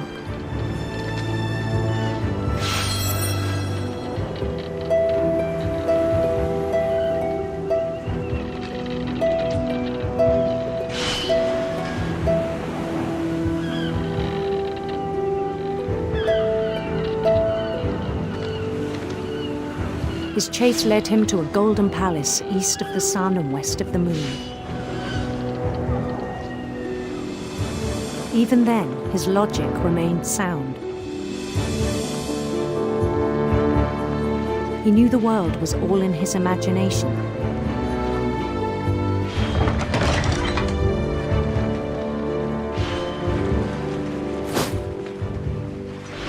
But he was so proud of having created it. In his own eyes, he'd become something greater than a king.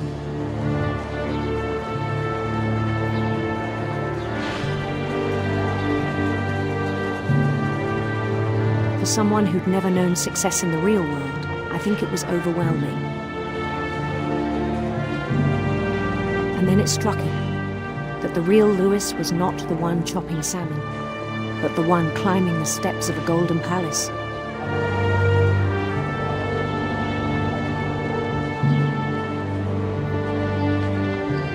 My imagination is as real as my body, he told me. It was hard to argue with him.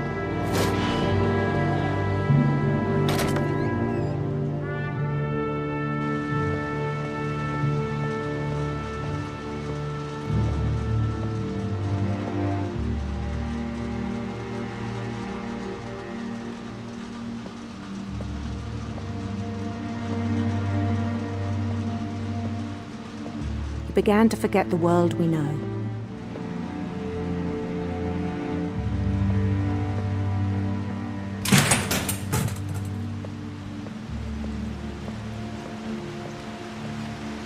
I think it pained him to remember Lewis, the cannery worker.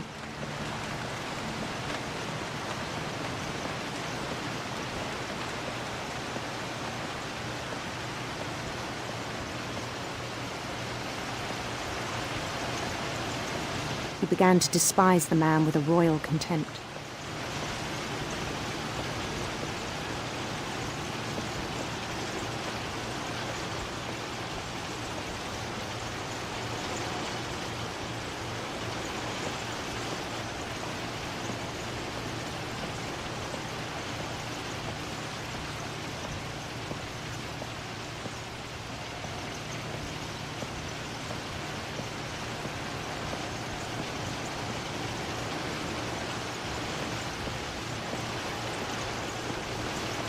I still thought I could save him.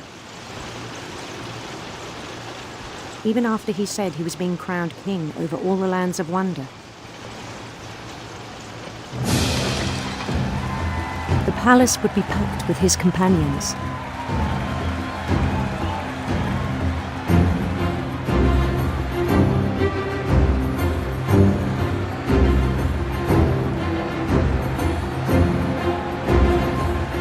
Including the wise Calico who'd insisted on advising him.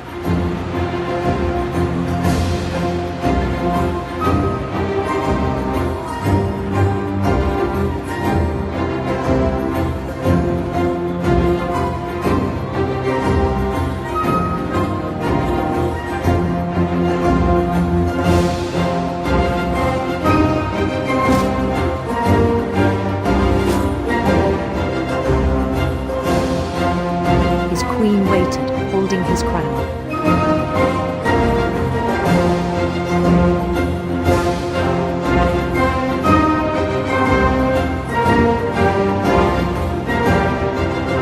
There was only one thing left to do.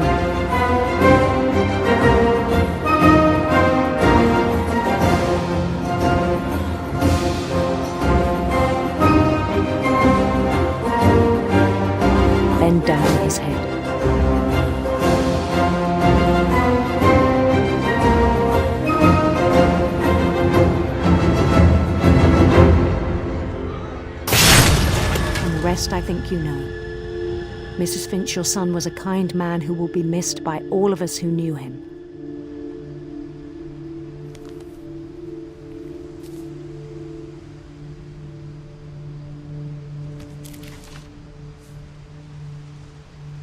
My brother was really cool. I wish you could have met him.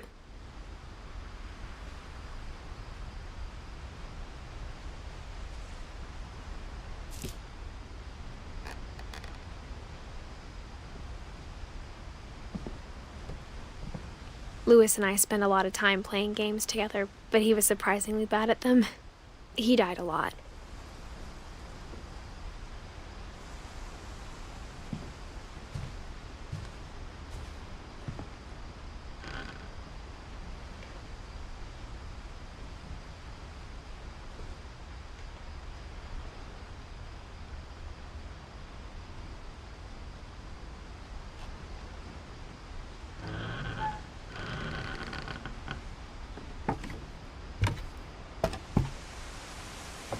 On the way back from Lewis's funeral, my mom told me to start packing. She waited until the day before we left to tell Edie.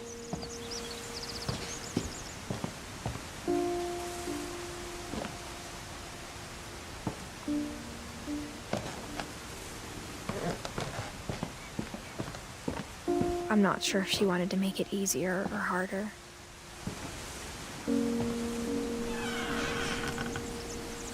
I wish we'd stayed. But I understand why we left.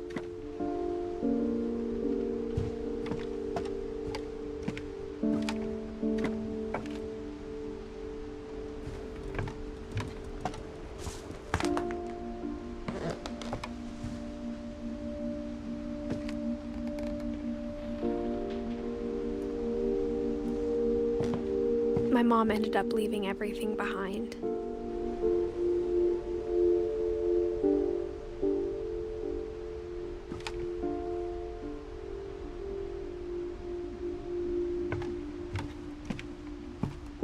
What happened that night had been coming for a long time. Maybe it should have come sooner.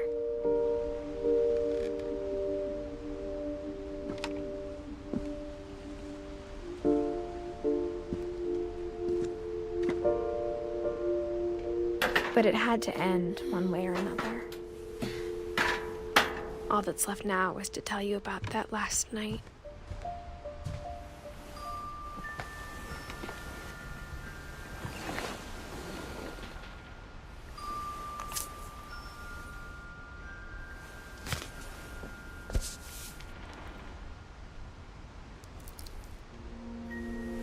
That whole last day, Edie just watched us pack and didn't say a word.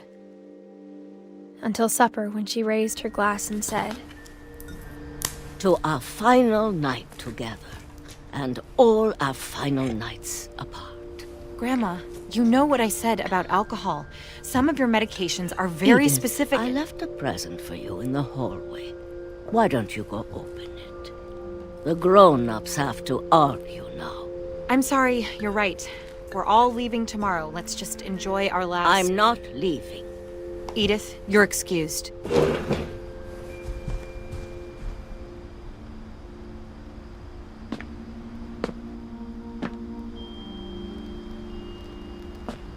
The power had been shut off that morning, but Edie always had plenty of candles. When my mom sealed the library, I don't think she knew about the other entrance, or that Edie had a key to it.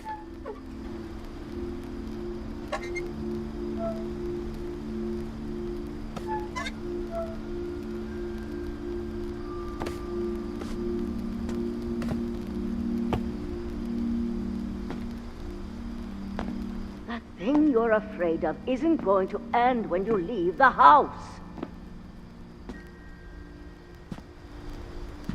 Edith has a right to know these stories. My children are dead because of your stories. I think it's best if Edith and I leave tonight. We'll have the nursing home send a van for you in the morning, okay?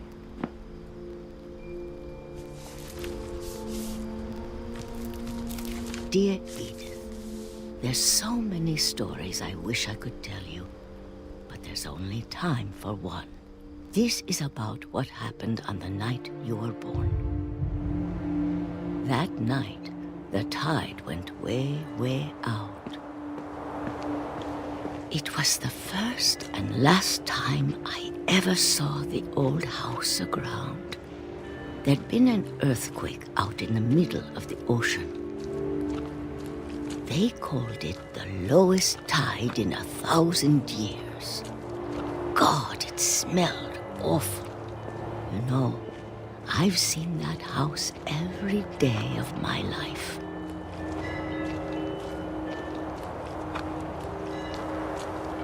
But I never thought I'd go back to it. When the fog rolled in, I lost my way.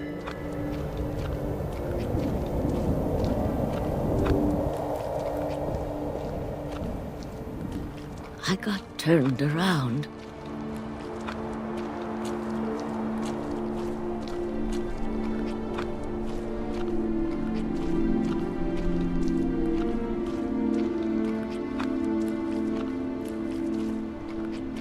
For a while, I wandered. I started seeing things.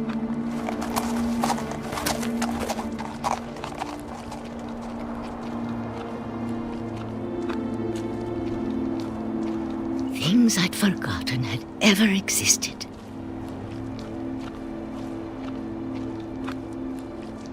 But when I saw them, they felt like old friends. That night, a lot of things came back to me. Or maybe I came back to them.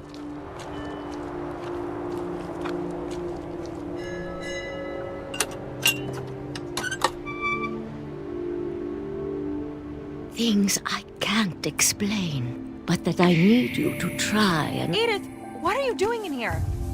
It's mine. Edith! Mom, you're gonna rip it! Let go! I kicked and screamed, but Mom dragged me to the car.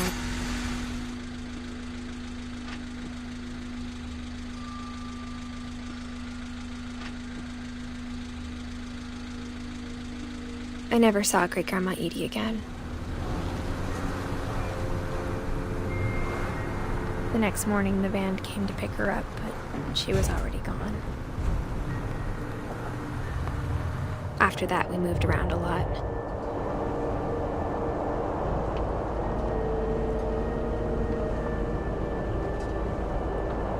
We both tried to make the best of it.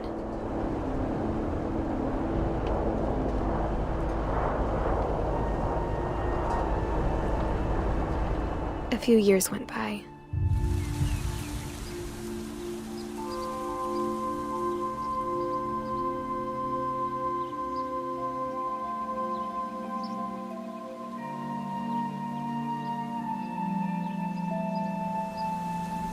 My mom didn't like to talk about it, but she started getting sick a lot. The rest happened pretty quickly.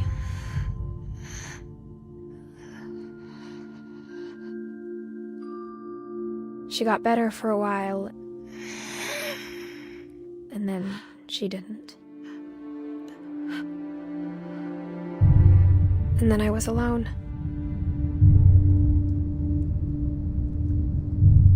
The last Finch left alive.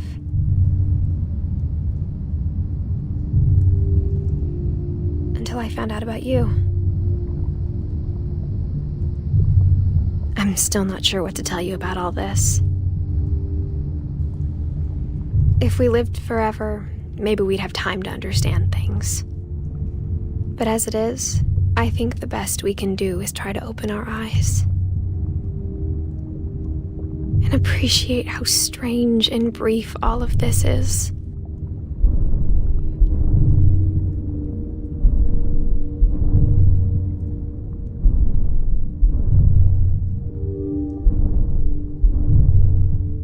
This journal was supposed to be for you.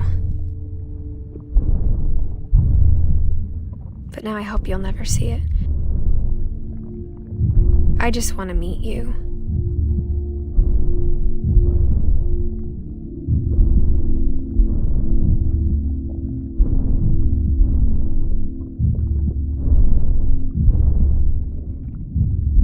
and tell you all these stories myself. But I guess if you're reading this now, things didn't work out that way.